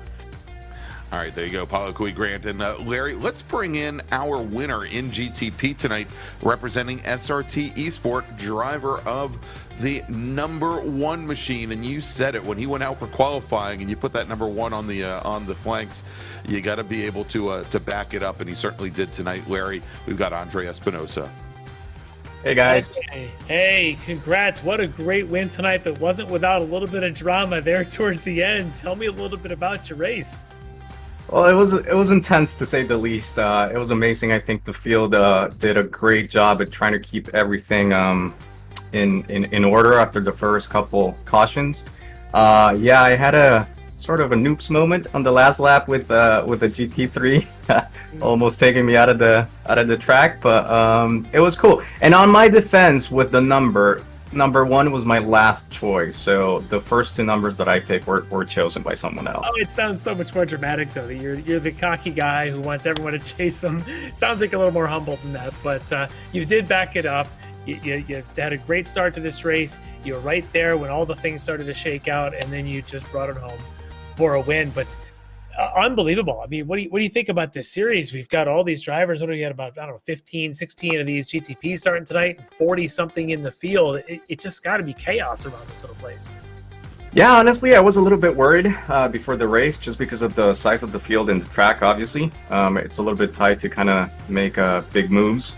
But I try to be as patient as possible. Obviously, I think I wasn't even sure what happened to Piotrowski, but once I figured that he got a incident thing and had to go through the pits, then it was just matter of managing my gap to Grant, which did a great job. I think at one point he was 14 seconds behind, and I think by the end of the race he was only like 2. So yeah, by the end I had to start pushing a little bit more, being less patient with the traffic, and I did a couple just couple moves, but I think everything was safe. I try to be as respectful as possible, and it was great. Awesome field, awesome job by the organizers, and just a quick thank to my team, SRT Esport. Yeah, just a great job, and sometimes that little bit of risk comes back with reward. A little bit of grass going up the hill there in turn 1 to get around those GT3s, put all of them between you and your rival, and ended up winning the race for you. And wins are tough to come by. You get them while you can, and for you got it here on your debut tonight. So congrats, Andres Espinosa, your winner overall and in GTP here in round 1. Congrats. Thank you, guys. All right, everybody. Andres Espinosa, your winner tonight in GTP. Larry, let's move over to GT3 Pro now, and we're going to bring in Travis Schwenke, finishing second tonight for Orion Racing in the Audi R8 LMS GT3. Travis Schwenke. So you guys, we talked to Mike earlier tonight before the race. He was our pre-race interview, and he mentioned you talked about the switch to the Audi. You got a lot of looks at that Audi. In fact, you stared at the back of that Audi for the better part of an hour and 15. What's your impression? Did you pick the right car here this season? It's different to drive for sure. It's fun. That was a workout, so I guess I don't need to hit the treadmill or anything. But the first few laps, it's quite different. That it takes a little while for it to come up to speed, and once it comes up, it's great. But the first few laps, there's definitely some places you have to be careful. You cannot do anything drastic to it in those first laps, or else it'll just want to spin on you. So, but yeah, a lot of fun. I'm kind of tired of looking at the back of it, back of Mike's. So orange is done, but that's okay. Well, next time out, you just got to make sure you show him what the back of an Audi looks like for an hour and 15 minutes. Yeah, exactly. Yeah, but a solid effort tonight. You guys seem to be just like shadow of each other. Never more than a second and a half. I think at one point maybe you dropped about a second and a half back and closed that right back up again, and just sort of showed the rest of the field how a strong team can do this, develop a car and go through the progression and put a car at the front and hold it there for the race. It's a tough night. I could tell this was a tough night for everybody. A lot of traffic. This track is always tough on drivers and cars, but you guys seem to do well every single week. So Podium here tonight. Is there championship aspirations on your side of the Orion garage? I hope so. I was trying for it last year. Just had I knew I was going to miss the last race and just had some unfortunate things happen, and the 2 before that, and it could have been a different story if that wouldn't happen. So just keep my nose clean. I started pushing a little hard near the end, and then I had a little slip, and I'm like, no, don't do this. It's just a long season. Take the P2. If the opportunity presents itself, then make the move. But it was definitely a point there where Mike and I were just matching lap times. It was incredible. I was like, I couldn't buy a break like a thousandth so off in a couple laps. I'm like, that's great, but nothing I could do for sure. Oh, it is tight at the front, but you guys obviously aren't the only ones in the field. There's a lot of guns coming at you. We're going to see a lot of that this whole season, but tonight you guys managed to lock out the top 2 steps on the podium. So congrats for that. Second place tonight. Maybe wins to come here in this season for you, Travis. Thank you. Appreciate it. All right, everybody. That was Travis Schwenke, finishing second tonight in GT3 Pro. Let's move over to our GT3 Pro winner, also from Orion Racing, driving the number 93 Audi R8 LMS GT3, Mike Dam. All right, Mike, we talked to you about an hour and a half ago, and you sounded like you guys were ready for this, and you guys just went out there and put on a pretty good show. But we talked to Travis a second ago. He said it's a workout. Was it as much of a workout from your side, or is a win just a little more refreshing? Oh, it's always nice to win. Definitely a workout always when you're here. But no, that was really good finish by us. I'm really happy we were able to finish so close as a team, running like almost identical laps. Just really good stuff from Travis. It was really pretty darn good race at the beginning. The field was really sticking with it, and it was a lot of guys were doing well. So just some of that early season attrition, the race was kind of a little messy at the beginning, but I don't know, really enjoyed the car. Yeah, it looked like you guys are just super smooth and consistent as always, setting the bar for the rest of the field to chase, and they're coming. There's some really strong drivers in this field that had a little bit of bad luck tonight. I expect they'll be back here in 2 weeks to push you guys to the next level. But tonight, you guys got the 1-2. You end up on the one side of that, so congrats for that. Anybody you want to thank for the victory? Just the guys at Orion, Kevin and Jeff are putting this on. They've done so many seasons, and to look at the turnout for this one, that's just awesome for them. So thanks to you guys for broadcasting. Thanks to Frank at Ricmotech. Really good stuff. Yeah, well, congrats on the win. They are never easy, and but for you tonight, you get to go bask in some glory and get ready for the next one. So congrats, Mike. Thanks, guys. Have a good one. All right, there you go. Mike Dam from Orion Racing backing up his Season 6 championship with a win here at Round 1 at Michelin Raceway Road, Atlanta, in season number 7. Larry, let's move over to GT3 AM, and we're going to start off with Ken Ladd, driver of the number 11 Ladd Racing BMW M4 GT3, finishing second tonight here at Road Atlanta. All right, Ken, as the race got going tonight, we're seeing your name popping up on the list. It's like, wow, he's right up there with the mix. He's got the Orions in front of him. You had one of the D2Ds, but you were running right up there and fourth, and so for the whole first part of this race, like, wait a second, he's AM, he's leading AM, he's doing really well in AM, and everything was moving right along. But I'm not sure that you might have had enough fuel in the car to make it to the end. Tell me a little bit about how that was going and how you're feeling about it. I gotta keep it PG-13. No, seriously. It was a little heartbreaking right there at the last couple laps, because it's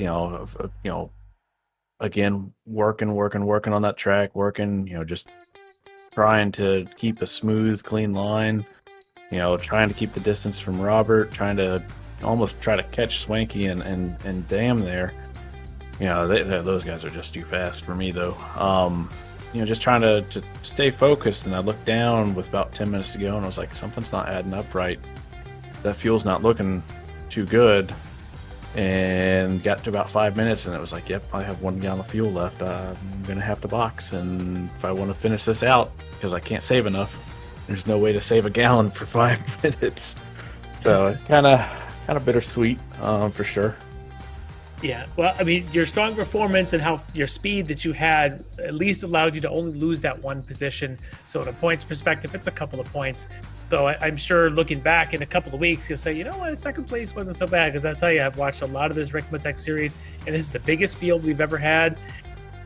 Surviving is very difficult. What you did tonight was not only survive, you thrive. You had the speed to play at the front with the pro class, even let alone with the M class that you're in. So, a great result, getting up there and a second place finish for you. Anybody you want to thank for helping you have all that speed here tonight? I guess I'll just say it again. The guys over at Ricmotech, all the sponsors, they helped me set up something that I'm comfortable in and getting ready to go and enjoy driving again. So shout out to those guys over at Ricmotech for having some good quality equipment. I don't run in a team, so it's just kind of me, myself, and I don't have many people to thank. So it's kind of, shout out to those guys and Kevin for putting on an amazing league. Well, great job tonight. I'm sure you're going to be in the fight every single week in this series, and I'm looking forward to calling them. This is going to be a lot of fun season. So, Ken, congrats on the second place here tonight. Thank you.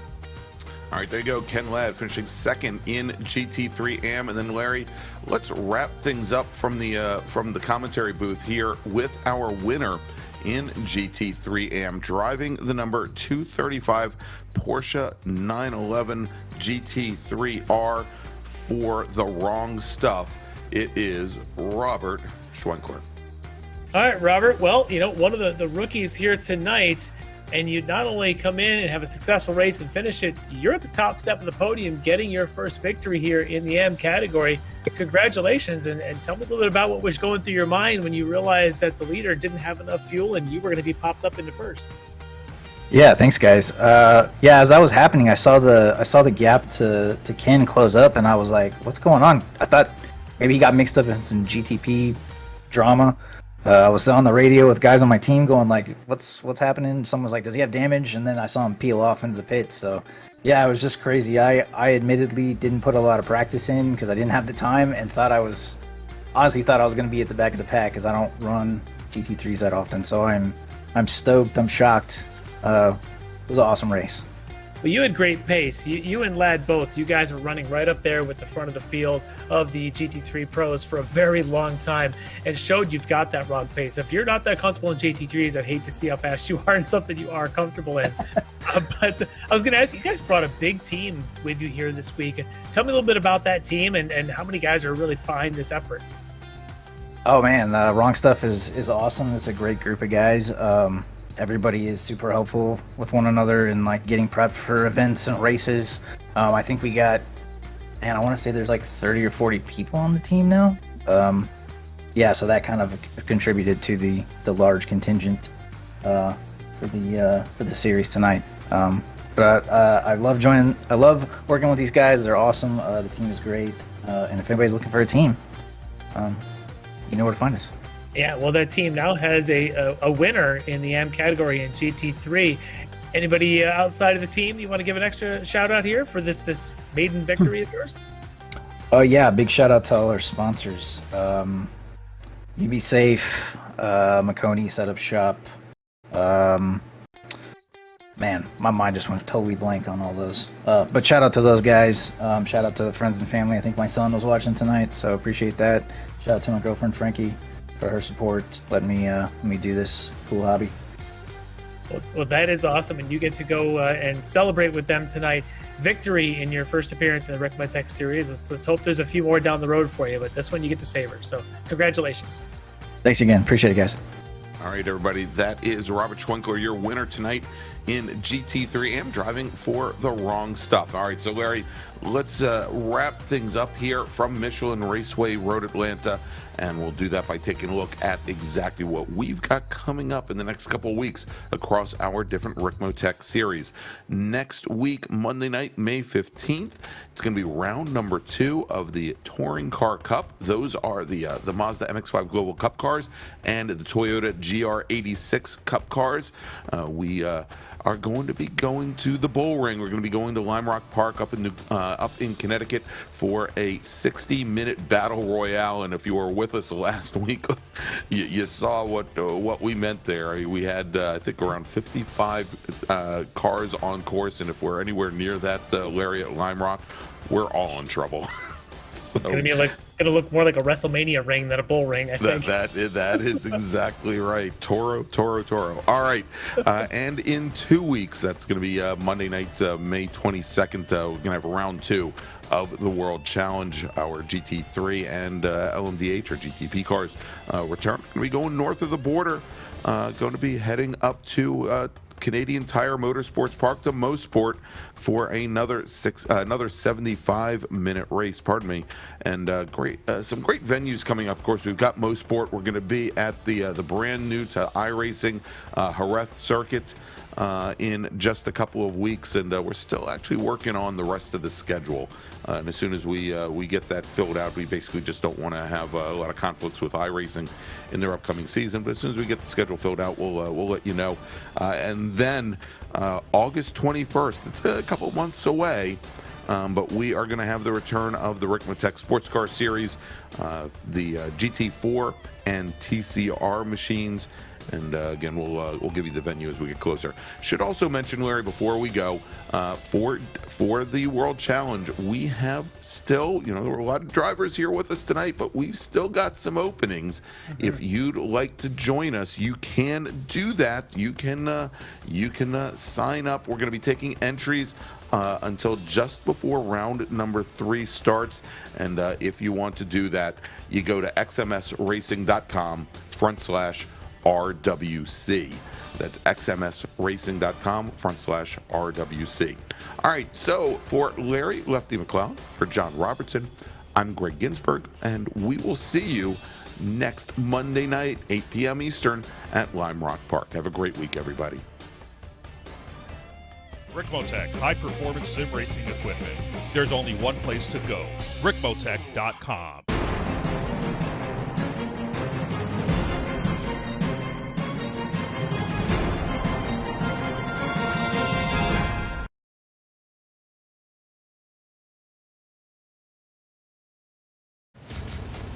Are you struggling for consistency in your sim racing? Does your iRating look like a roller coaster? If so, we have good news for you. The way to get more consistent is to first understand what you're doing differently than the professionals. And VRS is the answer. With our competitive subscription, you will have the telemetry, setups, tutorials, and everything else you need to fully analyze your driving. Our data packs and the ability to compare your driving with the best in the world will show you exactly where to adjust your inputs, change your driving line, and shave seconds off of your lap times. And our powerful and precise Direct Force Pro wheelbase and precision pedals are being used by some of the world's best drivers. All these champions agree that VRS hardware is not just the best on the market, it's also priced well below the competition. So if you're looking to upgrade to direct drive and the best pedals in sim racing, VRS is your answer. If you want to get better, get faster, and make it happen sooner rather than later, you owe it to yourself to find out why so many people are switching to VRS. You'll be so glad that you did. Visit www.virtualracingschool.com and learn why the best use VRS.